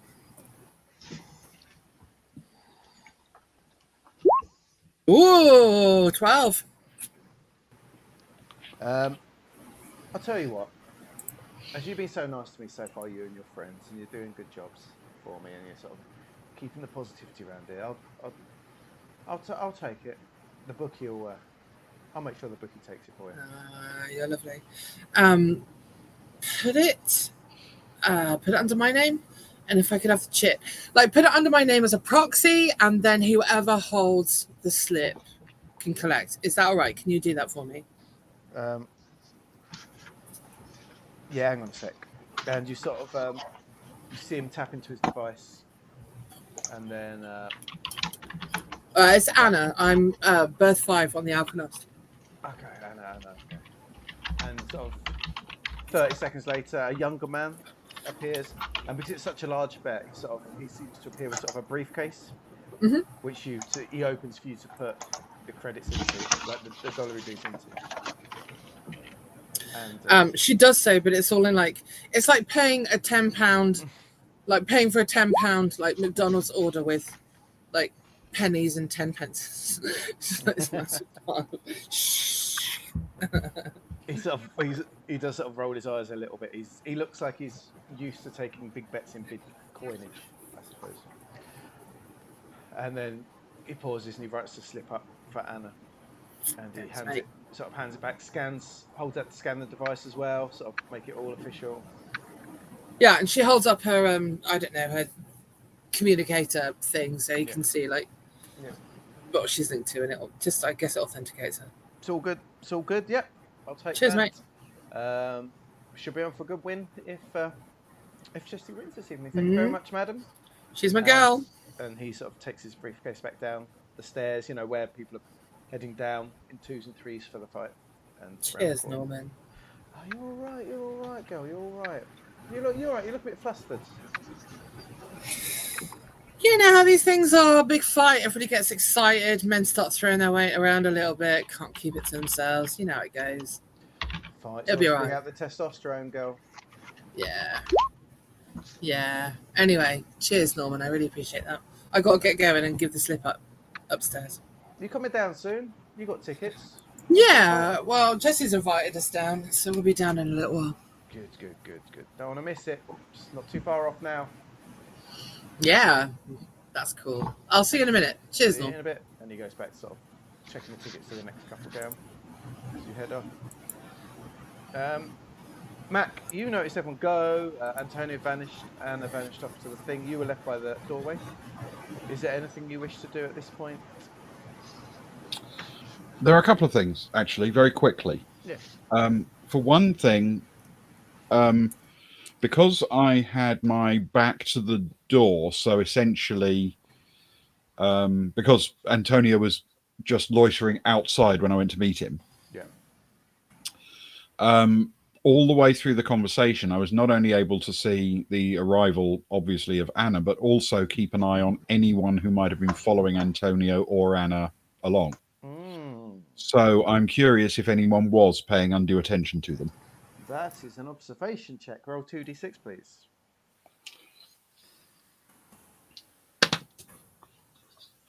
Not all that impressive. That's a 7. From what you can tell, that's a classic bit of GMing. No one appeared to be following Anna or paying undue attention on Antonio. Okay. It's busy. There's people coming again. There are people looking over all the time because you're by the entrance of a busy bar. Yeah. It's where the hub is. People are looking over, but nothing suspicious that you can tell. Okay. The other thing I would like to do, please, is as I sort of head back to my table and sit down with Chaz and everyone else, I'm going to ignore Antonio if he's still there. Yeah, he's there. He was chatting with Chaz. Having a rap. Chaz was trying to talk about how it's Hemp Bag Day. It's a very exciting time. And Antonio's listening and nodding. I would like, please, to surreptitiously underneath the table, open up the sort of lid on my travel mug. What? It's Ben has travel held on mug to that time. fucking mug for months. Whatever's about to go off, he's had it in his mind for at least 6 months. And I would like to pack a fairly dense quantity of the wire wool inside it and then put the lid back on, please. I'm not going to make you roll for it. You've had that travel mug for months. You know your way around it. Yep, you can pack your wire wool into the travel mug, yes. It is noted. Okay.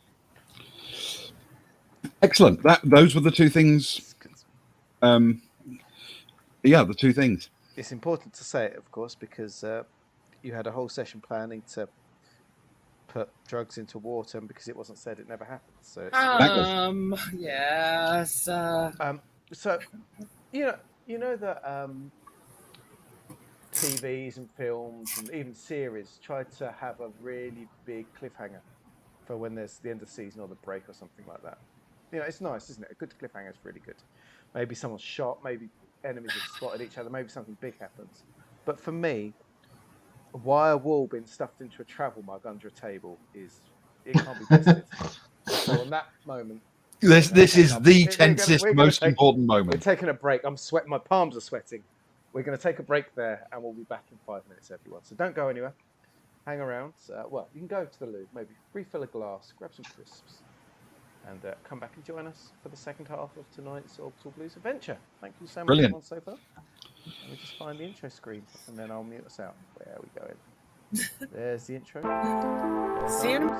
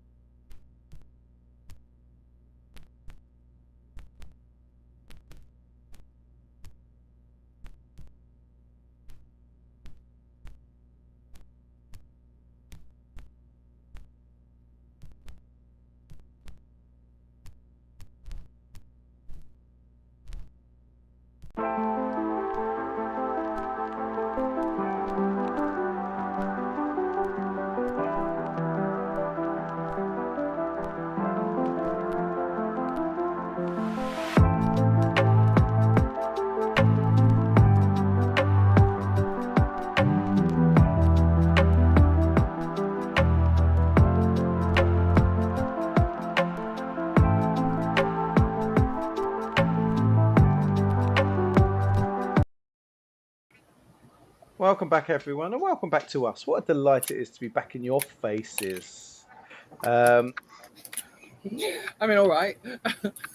Ben and I have settled our arguments. We're happy and friendly again, which is quite good. Ewan kept trying to furnish us with working class drinks to try and soothe our minds, but it didn't work on Ben, of course, because he is a Shampers man. Man of the people. A man of the people. Man of the people. But we're back now to carry on. So where are we? Yes, the fight is just around the corner. Mac has been creating some weird black hole in a mug. Which is Knorr will probably create a product that's very similar soon enough. It's a Maggie. It's a Maggie sauce. It's definitely a Maggie sauce. Anna is about to head up to take the betting chip back to the miners, but there is a man that's already up on that top floor. It's our beloved Bill, Captain Bill, in his battered jacket, watching Saul from afar. Let's go back to Bill. Hey, Bill, how's it going? Yeah, all right, I think, actually. You tell me. What's Saul doing? Is he up? He's playing cards, right? How's he looking? Has he lost a load of money? Oh, that's a good question. Roll 2d6, please. Oh. That's a 7. You can't tell exactly what the amounts are, but for someone you kind of don't like, he's being obnoxiously happy. Ugh. I know, right? I hate everything. I hate everything about him. He's, like he's. You've seen him win a hand, and he's sort of. Someone thinks they've won the hand, and then he does the whole. Oh, he's one of those. Oh, I've only got. Gathers in the money. Someone hands out that I've got 3 10s, and then he's like, oh, and he just puts 2 jacks down, and then spreads out to show the third, and then he's like, yeah, I've only got 2 pairs, a pair of jacks and another pair of jacks. Exactly, he's got that. Yeah, he's one of them. And he's sort of like, pulls in. Oh, unlucky as he pulls in a few chips. He seems to be doing quite well, Bill. And each time he does, Bill takes another big sip from his half pint. He's probably 3/4 pint because he combined 2 half pints, and then slams it back down on the bar and scowls. It's as after the scowl, as you pick up the pint, it's already filled again, and you see a miner heading off, giving you a cheery wave back to Steve and the mates. They're looking after you for the evening, Bill. Now. Oh, nice. I'll raise my glass over to all of them and give them a little nod. And they'll sort of raise a glass. Steve raises the bag to you with a thumbs up. The dripping bag. The dripping bag. Exactly. It's still full of After hours. Lovely brew. Yeah, exactly. But there's been no other interactions or movement or. No, it seems like he's. If you could tell anything, let's see what you can tell. Roll for me as savvy with the upper hand. You've been watching him. Cool. You're getting his vibe. You came so close to a freebie there, you, and you don't even know. I'm cutting down on the freebies. Too many freebies, I say. Luckily, that's learning from Ben. Luckily, it's an 8. If you could tell anything, it's like he's planning his time to leave specifically. The way he's checking his watch and the way he's sort of every time he pulls it in, he'll check his watch again, and it's almost like he's like, oh, and then I'll play a hand. The time's still good, so he'll play another hand. But he's getting a bit more edgy about the time. At this point, Bill, you're going to have to remind me, communications, is it just calls? It's Nokia 3310 territory. Calls and texts. Calls and texts. Okay. Snake. Calls, text, and Snake. Yeah. Obviously. He'll take out his device and start. And Snake. You can play Snake. Yeah. Snake is important. Well, first off, he'll drop it into his pint and put it back out, and it'll be absolutely perfect. Oh yeah, 100%. You haven't. He hasn't charged it You haven't in charged 4 it. weeks. Yeah, exactly, and it's still Still like got 82%. 3 out of 4 bars. Yeah. Yeah. Always yeah. 82%. He'll send a message to both Mac and Anna. They'll just he'll say I've got eyes on Soul. Do we care? We got a plan? Fire that away and Anna just replies, sit I know. back and watch. Max says, thanks. You look like he's staying for a while. He's got plans. He keeps checking his watch. But he's in the middle of a card game.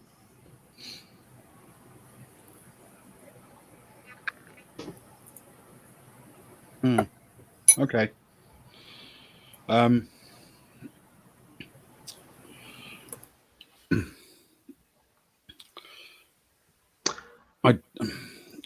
going to say I don't think we have the bandwidth to deal with him until after the fight. Anna replies, OMW.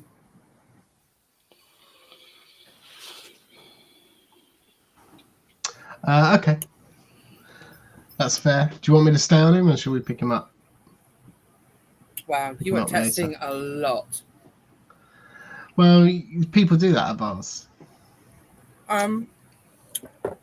No, she just replies 2 mins.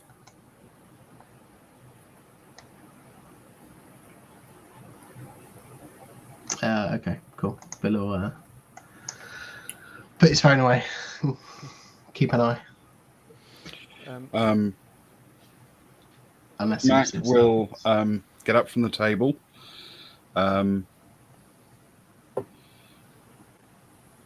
Say, thank you. I enjoyed the drink. And then walk out and head up to the mezzanine.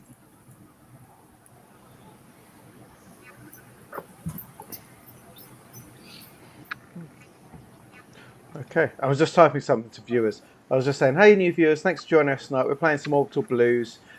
We play slow, but we play chill. Chat, look, whatever you want to do. And just enjoy, just hang out. It's a bit chill, innit? It's Saturday night. You know, nothing serious.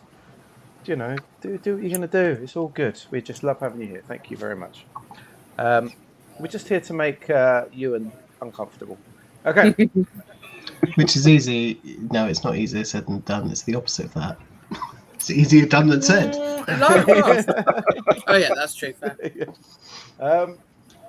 So this is an interesting moment because Bill is stood watching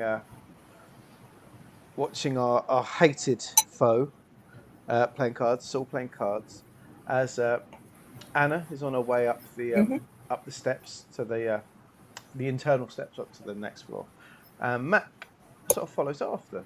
Probably is about 20 seconds after at this point from the message, and almost bumps into her at the top because there's a bit of a.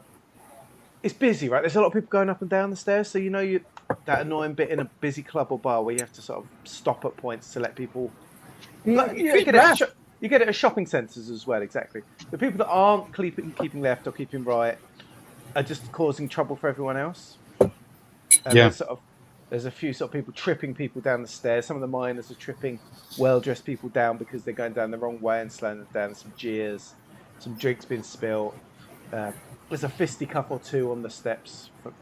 But you finally both... So that's why Mac almost catches up to Anna by the time they reach the top. And basically, as they reach the top, without rolling, you will see Bill stood watching, just as you see Saul standing up, stashing a load of small chips into his pockets and so on. Keeps a wad of them in his hands and head towards the bar. And the three of you sort of all make eye contact with each other at this point. Mm-hmm. Anna holds up the chit, the betting slip, and she looks both Bill and Mac in the eye and says, "I got this." Walks over to the guys, like Steve and his buddies. Mm-hmm. Just says, "Here, you need to talk to Norman the doorman. He'll make good. It's in my name, But I've told him, like you'll see, there's a release on it that anybody who holds the chit can claim the winnings. So you're all square. Cheers, darling. Also, Thanks. you're welcome, my love. Not meaning to hurry you, but our Mark's on the move. What ship you at, darling? What's it called? It's the Alkanos, Berth 5. The Alkanos. The big, you'll know it. Long spine, rotating things, really slick head. Looks like a bug with no wings. She's beautiful. Got you, hang on. Yeah, okay. I think we'll find it. You ain't got nothing. You ain't got no like ships, dogs, or cats or anything, have you? Steve's well allergic, isn't you, Steve? Steve sort of shows her, sort of mimes having sort of rashes coming up, and like, wow. Steve, dude, you should get some ointment on that. But we've got a cat. Don't know where she'll be. Just stay away from her. We've only had her like, I don't know, 10 minutes. Just, ignore her. She's probably under a bed somewhere. You don't need to bother with her. Also, if you go down, like when you go on the ship, go to the bottom level at the forward, like the bug's head bit. You'll see there's like a little compartment with a dune buggy in it. At the back of that is a cage with nothing in it. Just shove him in the cage, lock the door. He'll be fine. Like a drunk tank. You know how they do it on Planet Side? It's just like in a drunk tank. Just shove him in there. There's a lock on there. Yeah, you'll see it. Don't worry about it. Also, good luck with your bet. Do you want us to like duff him up or something, darling? You know, he has wronged your friend's sister. My sister, sister, yeah, your sister, yeah. Got her up the duff, hasn't he? Do you want us to like? Do you know what? Put him in the kidneys, something, a few bruises here and there. We can keep the bruises hidden, of course. You know what I mean? A little bit of Reno justice. I think is going to learn him a lesson. I like the sound of that. I like the sound of that. Right. You're a good fella. Cheers, mate. All right. No problem. Steve, he's over there. Go sort him out quick. Mac and Bill, you saw the conversation and you notice a rather tall miner approaching Saul at the bar. Giant child.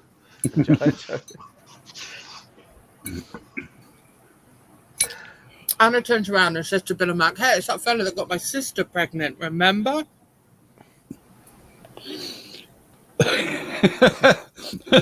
There's a sort of moment of, okay, that's what we're doing.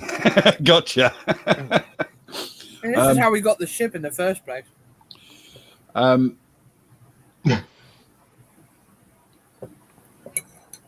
to stand fairly close to Anna and see if she wants to tell me how her plan's going to unfold, because obviously at this point, all I know is she's had a conversation with some guys and then she's lined up a thing. Oh. That's my mate. Oh, Steve, the bag. If you could toss it over, it's for this fella. This is Muffin. Oh. Of course, Steve don't talk, but the other guy, his mate, does. So, that's the guy. Steve, toss him the bag. Cheers, mate. Matt, you feel the soggy bag slap against your face.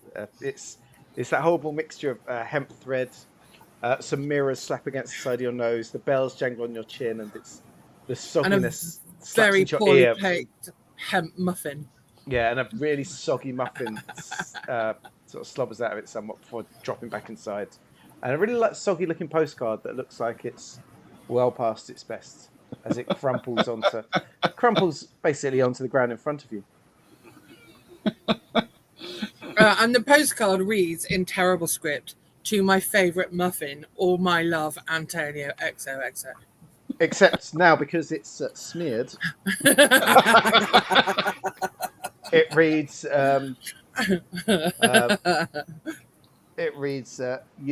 here's you effing muffin.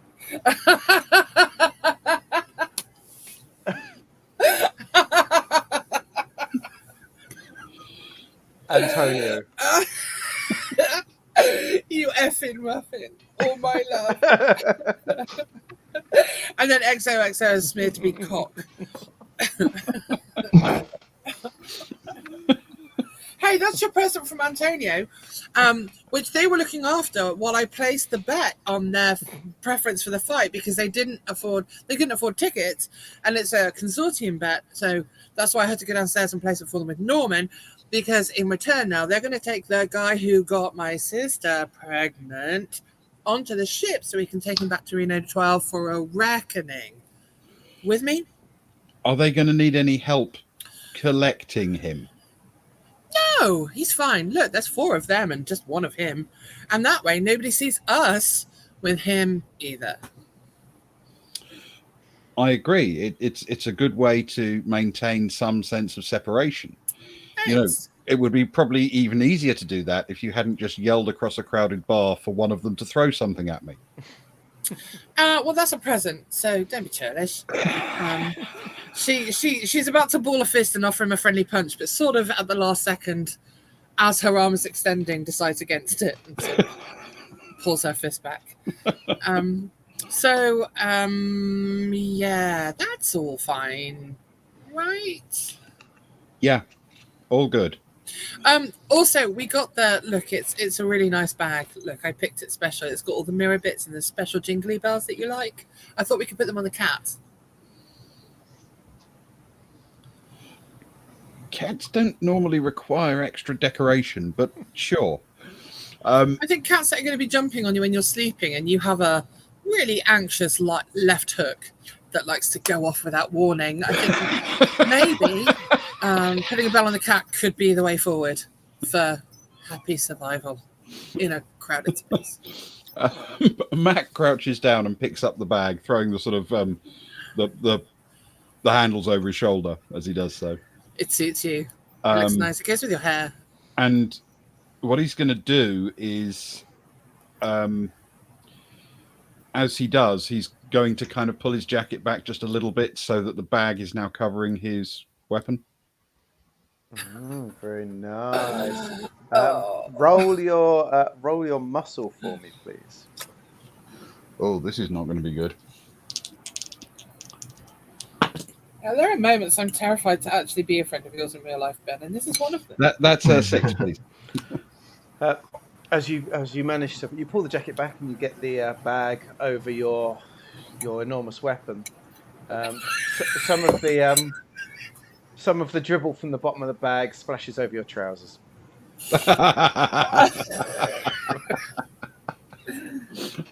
It's too much. It's too ridiculous. I have to say, unlike another character I play, Mac actually won't give too much of a damn about that.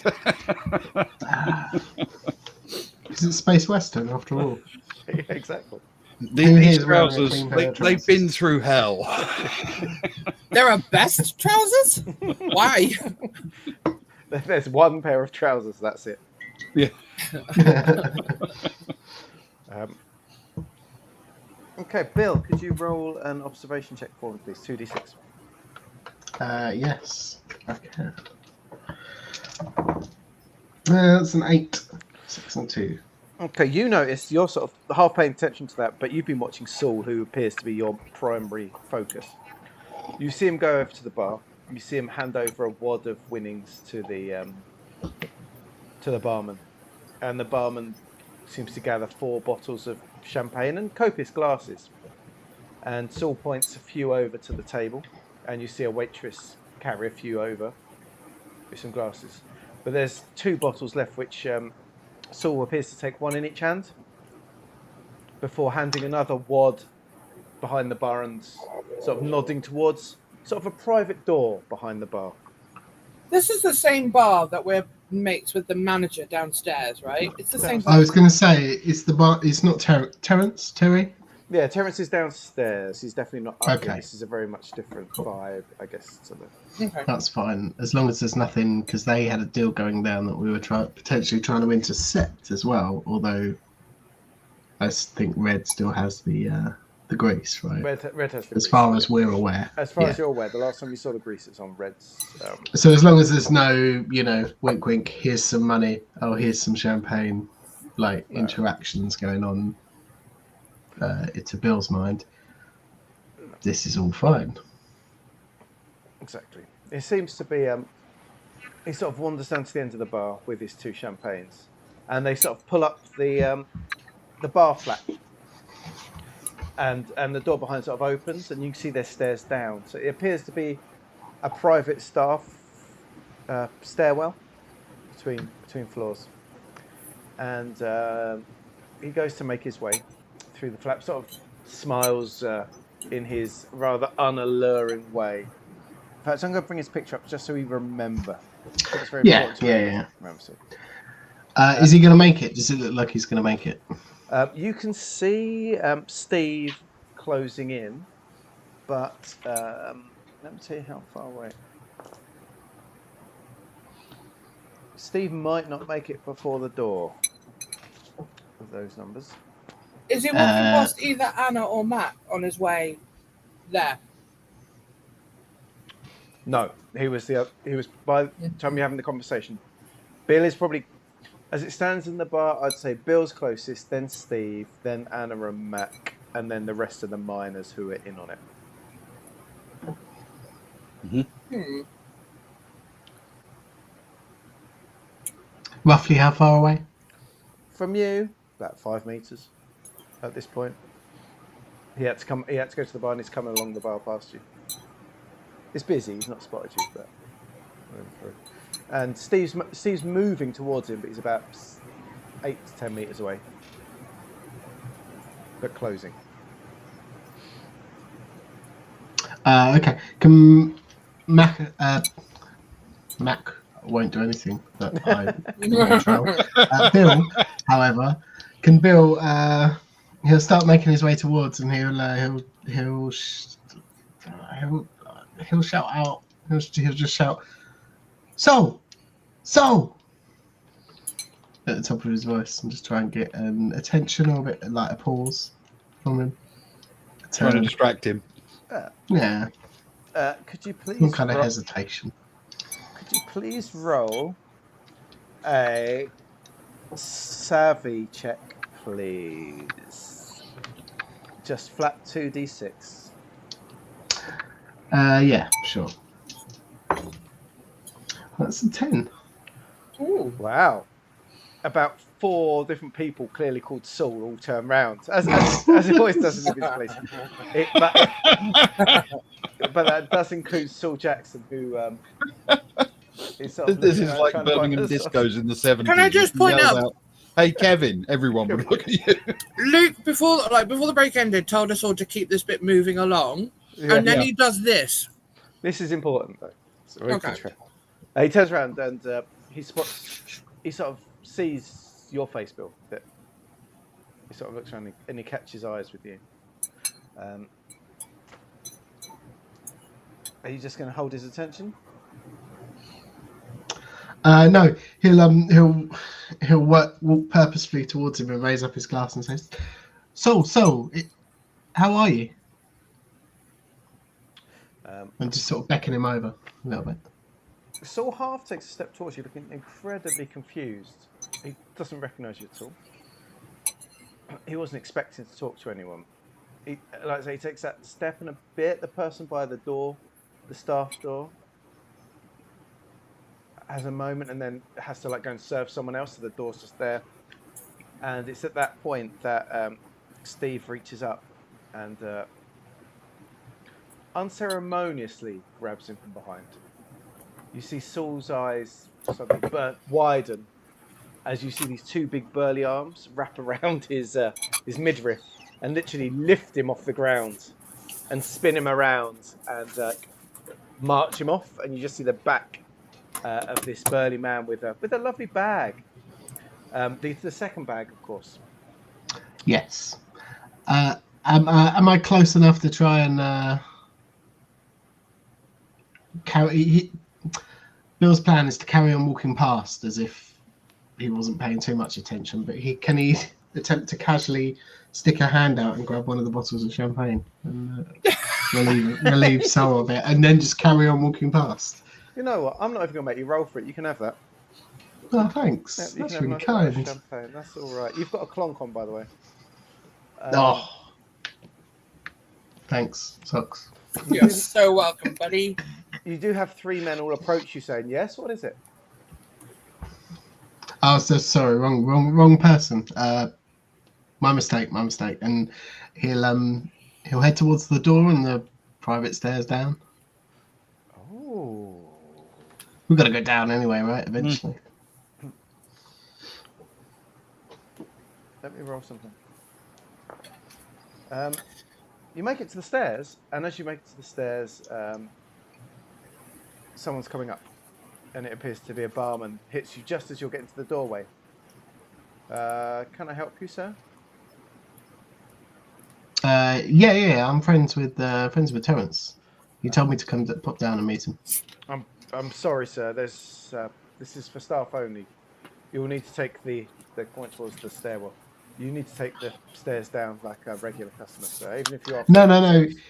He said it was all right. Well, I mean, why do you think your friend over there opened up the look? It's open. Roll a savvy. Oh.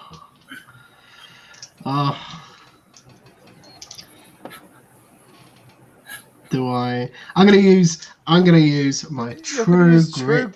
Please, Luke, on this one.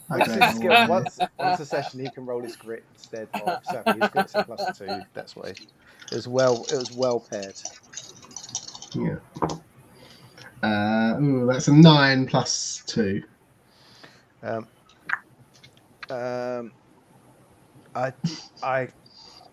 if you're a friend of Terence, so if you say so, is it just you, sir? No, it's I think my friends are following those two over there. You see the blue haired and the angry looking one. next Anna looks at Muffin and mouths, "What the actual fuck?" I mean, they might. I'm not sure they're coming. They look a little bit preoccupied, but they're allowed if they want to. Terence said, "Sir, madam, are you coming? This gentleman here says you're friends. You're going down to see Terence, I believe." Sure. Friends is a loose term, but yeah. Yeah, it would be weird to go a different way now. I got to powder my nose in a place which isn't. I'll catch up with you two in a minute. Okay, I will follow. I will follow Bill. Sorry, I know you're sticking down the stairs, but I can't honestly see a reason why Anna would do that. No, fair enough. I'm sorry. Fair enough. That's all right. You and your curveballs. The staff member lets you go down. Except they're doing the thing upstairs. They just leave the door open for you two to walk down. It's a lit staircase. It's inside. There's no windows or anything, but it's quite well lit. It's very basic because it's literally for staff. There's a few crates of bottles, some full, some empty down the side. Some curlies down there, some beers down there, a few bar snacks, some cheesy balls, some. It's a passage full of knob. It is. There's a lot of knob in the passage. You're welcome. Yeah, well, you're not even there, and you're bringing the zings. And you get to a point. There seems to be. You hit a little point where there's a platform where to the left there's clearly a door which you would guess is for the ground floor, but there are stairs down that you would assume lead down to the basement and where the fight is. Mac, shall we? Yeah, good idea. And we head down. Or Bill heads down and assumes that that's what Mac was agreeing to. Mac's going to follow, sending a quick.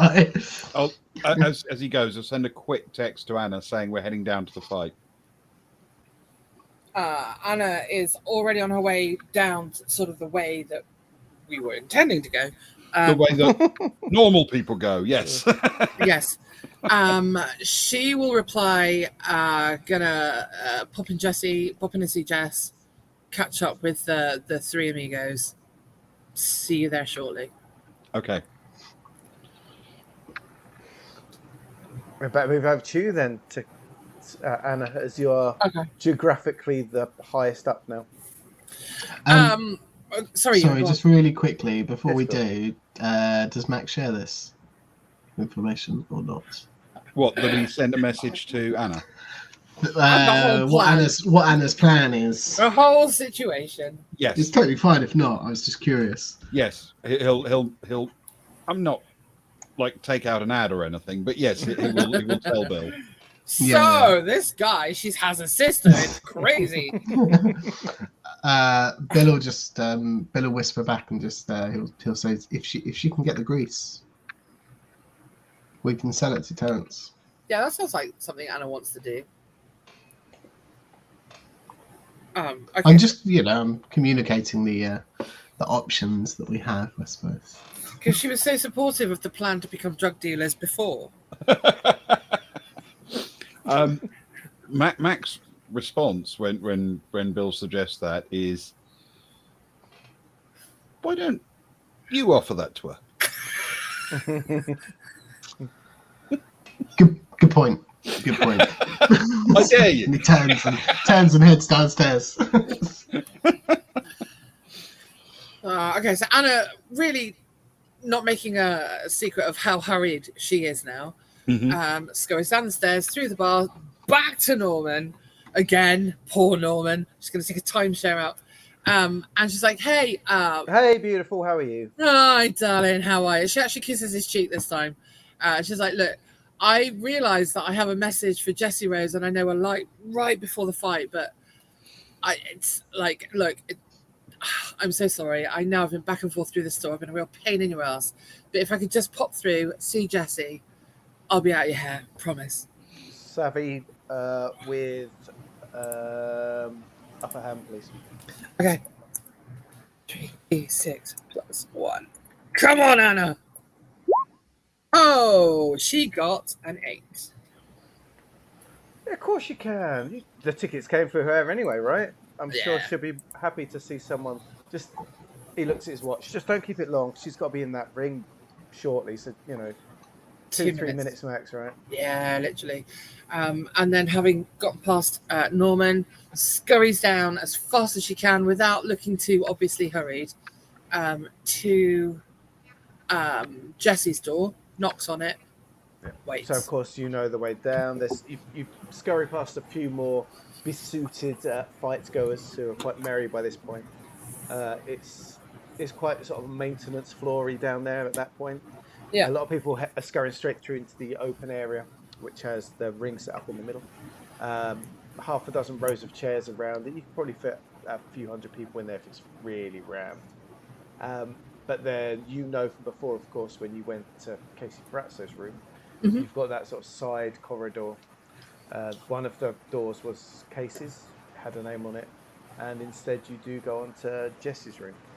Cool. And there's a pause, and the door opens. Hey, me, can I come in? Literally 1 minute. Got some updates for you. Jessie looks zoned. She's zoned. She's Yeah. a different Jessie to what you used to. This is game face Jessie, but she nods somewhat and lets you in. Cool. You've not seen Saul, have you? I'd expect him here by now. Yeah, listen. Love you. Chatting, fun, flirting, the whole bit. But I need you to listen and take some information in and then just do what you do. Okay? 1. We have the job with... Okay, listen. Call for a drug test. Offer, I want to make sure this fight is completely clean. Take my blood in front of all these people. Let's do it. Because she won't pass that test. 2nd, Saul will be in the cage in our mechanic den on the ship, roughed up by some locals. Don't worry about him. Also, John, waiting to board the ship with you after the fight. Safe, not roughed up by locals. He's fine. We can almost promise. Yes. When the fight finishes, do your whole post game as if you've won the fight, because you will have won the fight. And then here, I've got she finds a piece of paper and just writes down a communicator number, and put this inside your glove. When you're back in here, let us know. Somebody will come and collect you and get you to the ship. Are all your papers up to date? Can you leave the station safely? There's a pause as she takes about 70 minutes. He's like, Sorry, what was paragraph 3, subparagraph Yeah. A again? And then Anna kind of snaps her fingers, like, okay, look, I'll go back to being a ditz and an airhead tomorrow, but right now, let me get this right. 3 things. It's just 3 things, Jess. Come on, Red. 1, drug test. Whether I win or lose this fight, I'm now fighting against the fight will have an asterisk because something's happened and Casey's doped. You want to not be a drug mule anymore, right? And you want the love of your life and you to escape the system safely? Or do you want to win a fight cleanly? If you knock her cold out on the floor, it's a win, no matter what the drug test shows. You will know you laid her out. She's sort of taking it in. As you're talking, she's already sort of, her mind's wearing. She's only half taking what you're saying. Mm-hmm. Number 2. Yep. This explains why, and she sort of nudges over to a bag in the corner. This explains why the grease is still with me. Oh, fuck. Let's change that. The plan was I was gonna bring grease in, as you know, and Saul was gonna take it off me to wherever it needs to go. How much? Okay, roughly, if she looks in the bag, are we talking like 100 grams? Are we talking like 2 kilograms? How much is that? It's 5 credits worth. Oh, okay. Fine. I'll take care of that because we can't get you off the station with that in your possession. Okay. If you're taking it, I need to know that Saul's not coming after me because if I lose him 5 credits of this, I am done. Sure. You don't know this, but okay, Mac, the slightly hairy, gruesome-looking one, he laid a man out with his jaw in a 2 meters away from him over a cat, yesterday afternoon, and then got in a car and went for a little bit of a joyride. So, if Saul decides that he has words with you, he's going to have words with Mac first, and only one person will be speaking. But he's going to be in the cage, right? Yeah. Roughed up by some locals. So I can have words with him, right? Well, he's not going to know that you're on the ship unless you want him to know. That's really important to notice as well. And we're going to be handing him in at Sutler and freeing Indy. You remember Indy? Yeah. We're going to be handing in John, getting out. I know of the guy. Okay. The one I'm more interested about is John. Yeah. John, you've safe? Made contact with John? Yes, our captain did. You know the guy with a really nice jacket and that sharply cut beard? Him. Who's always just posing. He's got him upstairs in the offices, and he's going to get on the ship with us as we leave. Are you you'll guarantee me John is on board when we leave? I need your word on it. I can promise you, as much as we are able to do, if John is not on the ship, it's because one of us is dead or compromised.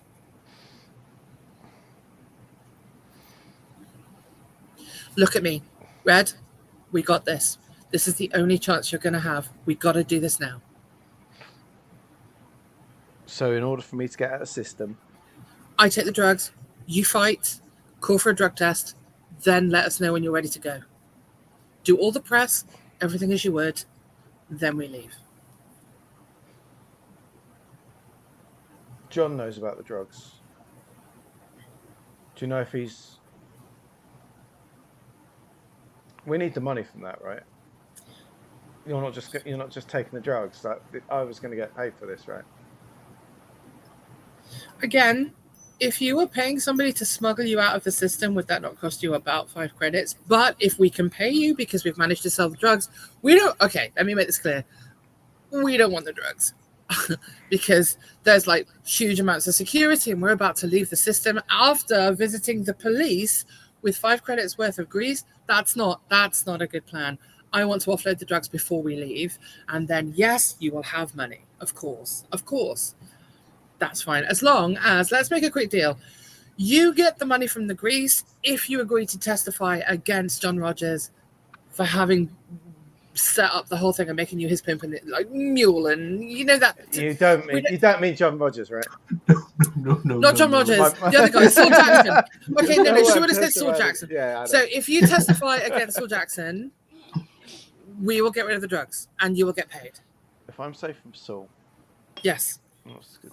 I know people that we can sell the drugs to if we need it. People that we don't mind getting the drugs, you know. Is It's not gonna Terrence the blend in or bartender one of them? No. Oh. Don't give it Terrence. Don't give it Terrence. We have until the end of your fight to offload these drugs. Terrence underpays. Terrence always underpays. We can make a lot more elsewhere. I know what it's worth. Terrence is scummy.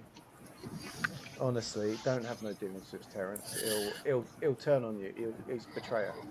Okay, but Red, again, look at me. We have like 12 5-minute rounds at the very most until we have to be gone. We don't have time to look out contacts and make the handshake and the whole arrangement thing. We have to offload the drugs now. And I'm sorry if that means that you're getting underpaid, but on the other hand, you're getting paid freedom and love. So let's focus on that and get on with the fight. As you're talking, there's a like a boom, boom, boom. It's on time. The door. And, Red, yes or no? She looks at the bag and she reaches over and she chucks it to you and she says, I expect to see that bag on the Alkanost when John and I are on there. We'll sort out how it's going to work, and if I want to speak to Saul, I get to speak to Saul, and I'll carry through with everything you suggest. You know, Red, it's just as well I think you're hot and unattainable, because this would be an unworkable deal otherwise.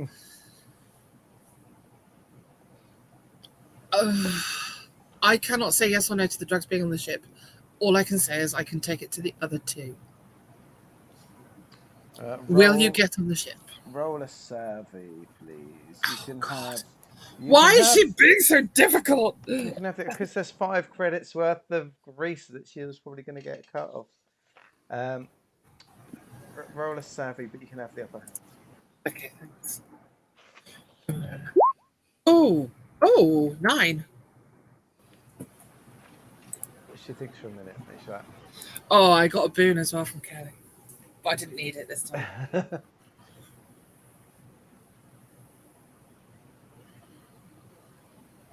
am I calling a drugs test before the fight? Because I want to win clean. Okay. But if I call for it afterwards, I look like a bad loser. Yeah. Also, let me tell you that this fight is bigger than you. The Parazzos are bigger than you. We are taking down the Parazzos. It's not just your fight, and I appreciate you want to win clean. You're very noble and admirable, and you look incredible in those shorts. But it's bigger than you. So it's up to you. What is your pride worth? You want to win clean and get your 5 credits, or you want to trust us to get you and John out safely with as much money as we can get from a deal? If I call for a drugs test, I am coming back to this system. If I call for a drugs test on a Parazzo fight, that's me done it. So you need to get. To be fair, you need to get me away. You need to get me away and restart. You have a boyfriend who's escaped from prison. Would you necessarily be coming back anyway? We gotta go. We gotta go now. You get the bang again. Boom, boom, boom. And she reaches over to a bag and she just tosses it at you. Okay. And she says, I'll see you after the fight. Me, John, and drugs, get us on. And then she sort of heads towards the door before you can have a chance to answer. And she opens it, and it's someone from the bar you don't recognise, and an official-looking person. And she's like, yes, of course, come in. I'm ready for you. I'm ready for you now. Sorry, it's just I was just signing a last-minute autograph. Off you go. I know it's so much of a good from this. Good luck. Come on. VIP. They give VIP tickets to anyone, don't they? You hear her sort of say to the people as you exit. Anna immediately calls Mac. Sorry, she calls Mac. Okay. Can you talk right now? You've got a couple of minutes. There's a bit of a wrench. Sure. I mean, I'm surrounded by people, but it's noisy. Nobody's going to be able to hear me. Sure. Okay. So, I've spoken to our girl. She's very excited about the holiday plans. Excellent. She just wants to take a little bit more luggage than we were necessarily planning for an out-of-system trip. And is unwilling to pay the extra baggage fee. And is really eager to know that her boyfriend, his ticket has also been upgraded so that if we can't bring on the extra baggage, he gets a full refund. I think I'm with you. I'm standing with the baggage right now. She wants it on the ship. Okay.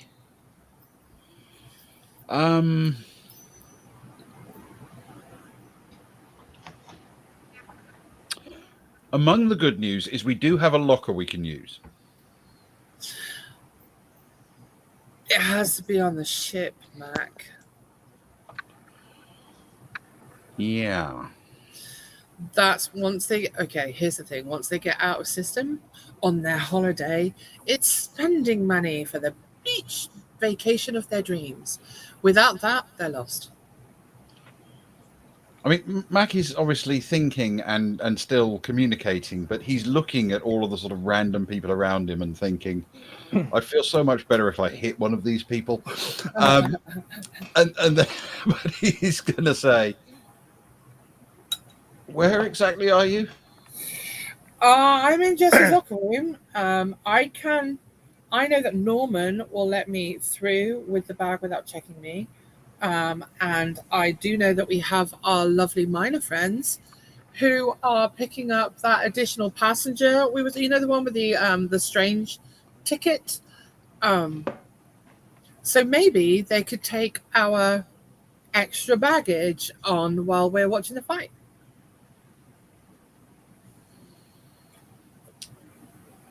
Okay. Yeah, maybe. I have a feeling they might need some supervision if we're going to be doing this. Okay. I'm not sure I'd trust our passengers' luggage in their hands. Oh, no. I mean, she's got some designer pieces. What if I find the three amigos who I believe are in the bar and they help me carry the luggage? Oh, this is getting ridiculous. Mac, help me.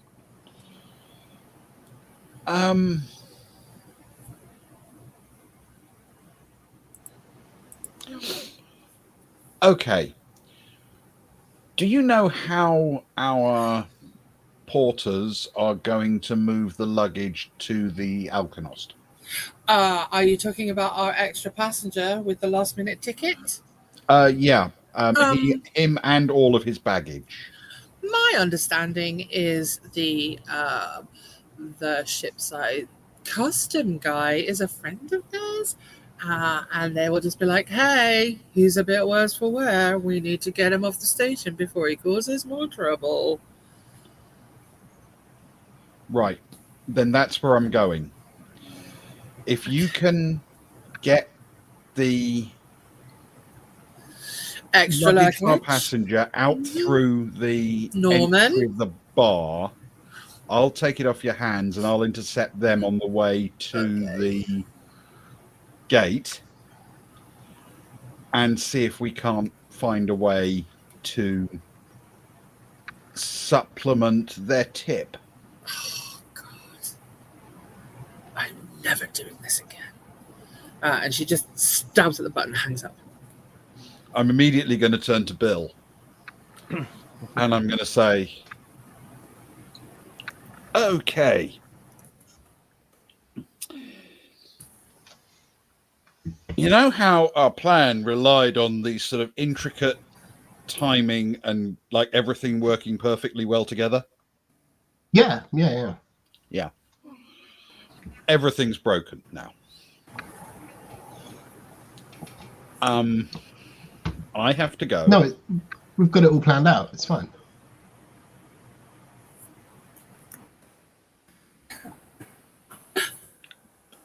right? To be fair, The whole conversation is fine. I feel a lot better now. I'm going to lean over to him and whisper very surreptitiously. We need to find a way to smuggle an absolutely intimidating amount of highly illicit drugs onto the Alkanost at the same time as we're moving the badly beaten remains of our bounty. And somehow time that so that we also sneak a very wanted man off the station and hide him on the ship before grabbing a fleeing Red and popping her somewhere safe. And then we've got to gun the engines just as we tell the system-wide terrorist conspiracy where their bomb is, how to get it back, and how to retrieve their arms. Luke, quick question out of game. To Bill's mind, what sort of punishment comes with transporting that amount of a large amount of drugs? You know, folks on penitentiary, right?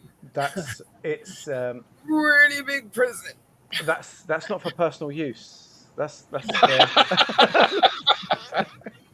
Yeah, but what are we talking? Are we talking, like 10 years or like 50 years or life or? You're probably talking 5-10 stretch. Speaking of stretch, there's going to be a lot of bending over.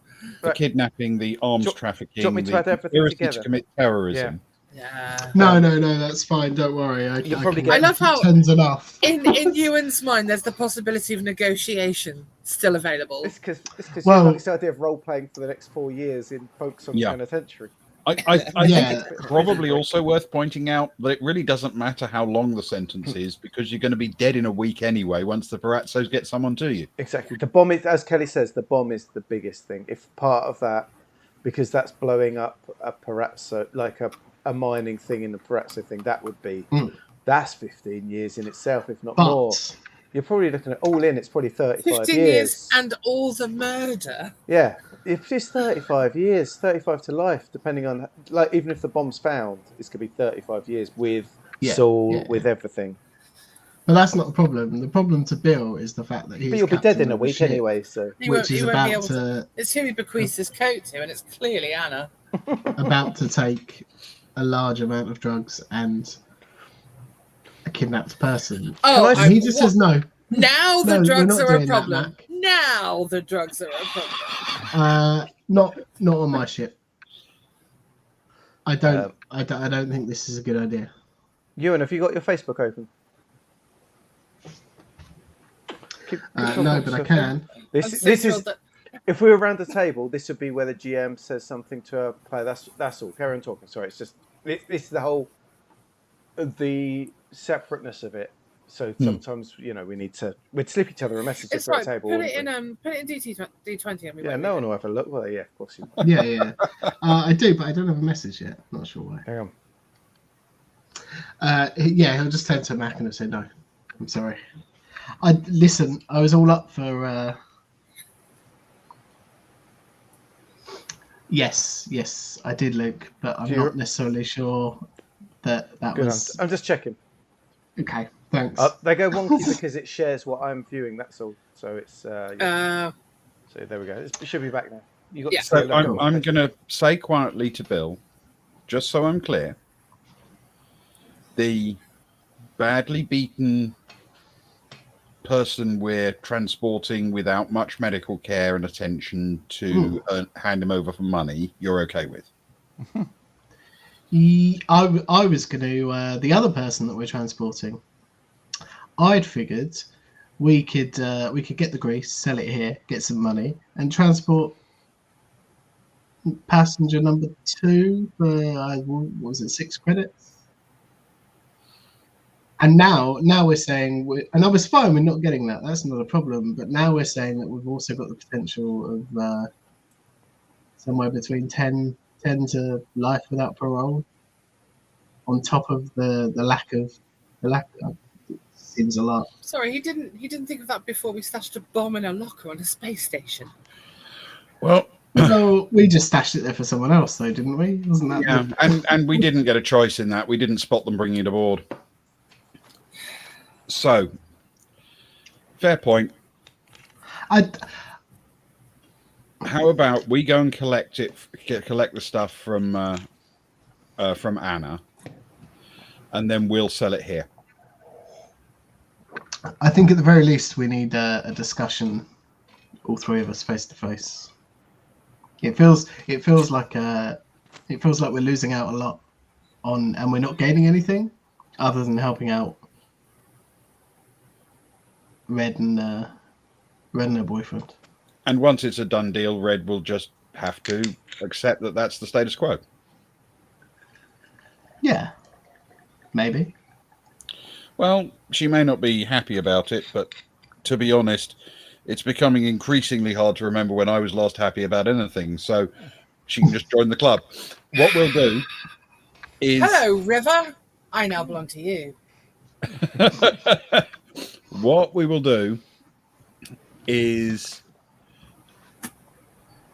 head out now. We'll intercept Anna and her package, update her, and get the three of us back together at least, and then we put the plan in motion, because the fight will happen whether we're watching it or not. Yeah, that is true. Listen, I'm all up for helping people out, and I'm all up for not getting paid in lieu of helping people out, but I'm not up for a hard time. You're saying that if you help people out, you'd like the payment not to be a life in prison? Yeah, I don't mind forfeiting some money to do so. I think we can make by. I'm not. Look at me. Look at my battered jacket. I don't need the high life, do I? He says with a bottle of champagne in his hand that he's sold. I'm not a man of tastes, and passes the open bottle over to Matt. But Max says, you know what? I'm kind of with you. After all, if we all ended up in prison or dead, who's going to look after the damn cat? It's true. It's true. We should talk it out, I think. Then let's go. And Mac will head back out onto the concourse through the entrance where Norman is looking at tickets and what have you. You bored already?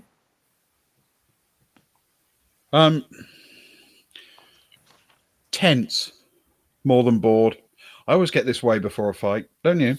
Wait, sorry to interrupt, but timing-wise, wouldn't it be much quicker if they both start moving at the same time? Wouldn't Anna be past Norman and through the bar quicker than Mac and Bill can come down the stairs after having their chat? Anna's closer to the door where she is, so Anna would be up past Norman before them. Mm-hmm. Yeah, so she would just be collecting the bag, thanking Norman, saying, I'm just looking after this for Jessie for now. And pulls out a bottle of water and like an old t-shirt and just fight shit. And then once in the bar, she'd be looking for the three amigos, giving them the nod to follow her, and then making her way up to where she's presuming she's going to meet Mac. Yeah, so Okay. I can see that. Her and the three. Carl and Moira have left to go downstairs because they've gone to watch it on his dad's ticket, of course. And so, yeah, it's just the three of them who will join her as they walk out the entrance and heading across the hub towards the entrance to the docks. With her Hello Kitty bag of drugs. Exactly. It's all very altered carbon all of a sudden. Yeah. By the time if you and Bill are heading up, they'll be halfway to the dock entrance by the time you make it out. Okay, but we can see them, right? I mean, that's an open space. I don't know. Roll. Well, it's busy and there's lots of lockers. Roll. Both of you roll 2d6, please. Mm-hmm. Can't remember. It's busy. There's lockers. There's fake plants. That's very important. There's stalls. It is Hemp Bag Day, remember? So it's quite exciting. 10 for Mac. Bill. Is that me as well? Yes, Is a 6. Bill gets caught up in the hemp, but Mac does spot 4 familiar figures heading across towards the entrance to the dock. Okay. I'll point that out to Bill, and we will follow. So what sort of pace?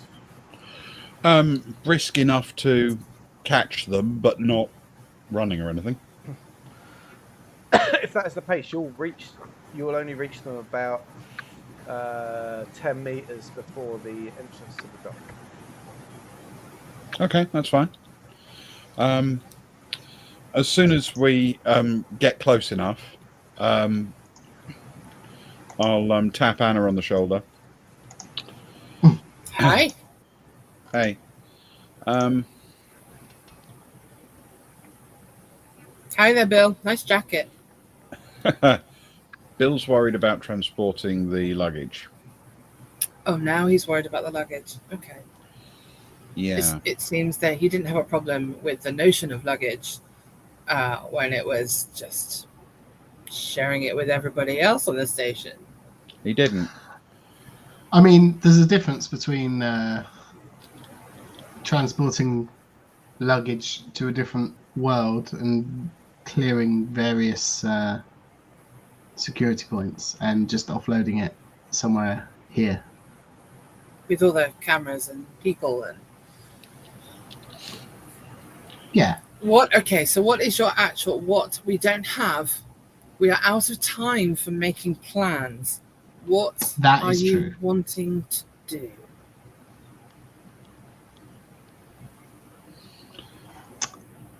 How about once the fight starts, we go and get John?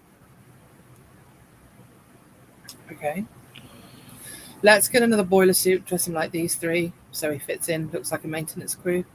You give that package to these three amigos. Anna looks over at them to see if they're okay with that. Tell them what it is. She hasn't told them explicitly, but they're not stupid. No. And they are, at least temporarily, allies.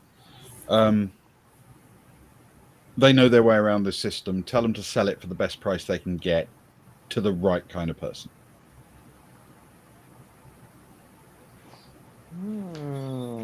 What? And by the right kind of person, he means the person who's paying the Okay, most, I'm sure. but here's the thing. Three of you- Francine... Are you saying this so they can hear that? No, I'm No, hoping not at the moment. Okay, carry on then. Francine, not into that. We know this. Francine's not going to go for that. Also, Red's not going to go for that. This is their money. This is how they get free and how they don't then fall back into drugs afterwards. And also, this is how we get it out of the Palazzo's hands. Now, here's the thing. We can be into this whole build a ship, do crime for ourselves because we're cool, badass criminals who are downtrodden on the wrong side of the system. Or we can try to make our lives be worth a tiny fuck of something. And I don't want to fuck over any more people in the same way that I was fucked over. And if that means that we're scrabbling together money to keep the ship going, then we scrabble together. I would rather sleep at night with an empty tummy than know we fucked over people and be eating like a queen. I don't have a problem with it. Money isn't the problem. I'm more than happy to pass up on the 6 credit bounty on John to help But people out. Right, we would that's have fine. another bounty on Saul. Yeah. But Red I mean, will to testify.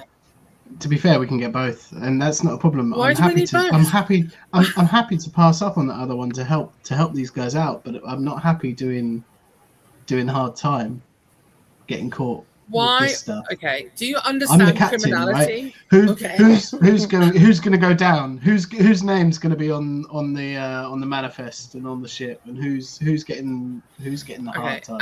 Anna's getting probably as annoyed as you've ever seen her now. And she kind of, in a weirdly aggressive way that you haven't seen her. Like, she's gone back into jail mode. She goes very close to Bill Raven, her nose to his, and says, I've already done 13 years of hard time, and I'm not here to do more. And if you're talking like you're about to get caught, then you're already out the game. So grow a pair, get down with the criminal lifestyle that you signed up for, and let's get this fucking done. As she says that, you hear from the undercarriage, a loud announcement. The fight is due to start. Would anyone else, any other patrons coming to the fight, you need to come in the next 5 minutes. And as we finish there, I'm calling it with the three of you staring each other down like some kind of Mexican standoff. And face, oh my god! You can have another month to think about your viewpoints on morality and crime, and we'll join you. We'll join you all in September October when you decide what on earth you're going to do, the three of you. Oh, Even you and John, I'm so thanks for sorry. There's going to be so joining. much Sorry, bad timing. tension. The tension between the three of them. Hey, it's all good. This is how friendships fall apart. Or how they're made. Yeah. Exactly. Yeah. Yeah. Forged in the fire. Exactly. Oh, and Anna was having a little "I'm a butch girl" moment as well. Oh my god! Right. Amazing. Good. Bad timing, John. But thank you for joining us. Yeah, lovely to see you, John. Thank you. Very, very tense Indeed. time to join us. It must be said. But thank you for popping in. I hope you're all right. I hope life is treating you well. Yeah. It's been quite a sesh. I must confess, at the peak of that, I was genuinely quite tempted to shoot Antonio just to break the tension. Wow. I feel that it was the most tense stream I've felt us do for quite a while. Yeah. Yeah, that was There was not much let up. Oh, poor Antonio. Oh, well done, you three. I'm fascinated. I love the fact that the three of you have come to different viewpoints. That's absolutely mega. Yeah. Absolutely love that. Oh, well done. Proud of you all in your own funny little ways. Yeah, and It thank really you, was. Luke. Thank as well. you all. Well, actually, it's all because of me getting really, really drunk during the Eurovision Song Contest last year, and then having to conquer dog walker before chatting up a redhead in a public toilet. That's what started all of this off. Well, yeah, That's true. You're drunken confusion. Yeah, Because that's why we're helping out the redhead. yeah. Because of the Eurovision. Your sleazy Yes, drunken, because of your you. sleazy drunken toilet movement. And also the Palm Beach, that ridiculous rum liqueur Oh, that that we was were good. drinking back then. That was good. I can't find that anymore. I love that. I'd love to find more of that. That's R.I.P. the rum liqueur. Man. Indeed. Oh, thank you, Luke, for letting us get up to proper grown-up role-playing, No, thanks. I feel. Almost. Thanks, Almost. Croy. I'll tell you No. what, Oh, yeah, this is late for Croy. Well done, by hanging on. Yeah. I need a drink to get over the tension. It's quite heavy duty. Oh, I feel like we need to hug it out when this stream ends. Reaffirm our love. we need some more stoned animals in a dressing gown. Trench coat. I do love Yeah. that Clive turned up. Well done. Yes, indeed. Good times. Twice. Clive and his brother. Exactly. Oh, well done, you three. Thank you so much, and thank you, dear viewers. It's an absolute pleasure to roleplay for Oh, you. love you, Kel. Thanks. Thank you so much, Much Kel. love. Thank Yeah, you, thank you, Roy. Kelly. Thank you, Yeah, Thanks, John. Chris. Thanks, everybody. Corey. Everyone else. Thanks, We John. appreciate you. Thank you. Yeah. And have a wonderful Sunday, all of you, and we'll catch you soon. Spez is with us next Saturday. Georgie. Indeed. Georgie. Indeed. It's true. Which is very exciting. But we're also playing more Donut County on Monday, and On Monday. hopefully no Yes. citywide power cut to interrupt us this time. Yes, that would be nice, wouldn't it? To actually not have the entire area you live in become medieval in the heart. It was like 28 days later, just in the middle of our break. The timing couldn't have been better, really. Oh, that's it. So we got video games Monday. We'll definitely stream Traveller on Friday. We'll definitely stream with World War II stuff with me, Ben, and Spez on Saturday. Lovely. Anything else is a bonus, and we'll catch you when we do. Lovely. Yeah. Take care. Be happier than our characters are. Yeah, take care, everyone. Nothing Be like as happy a as we are. light-hearted stream. Take care, everyone. See you all. Cheers. Cheers, John. Thank you so much for joining us. We appreciate you. Thanks so much, man. Have a good rest of your evening. Take care, everyone. Bye.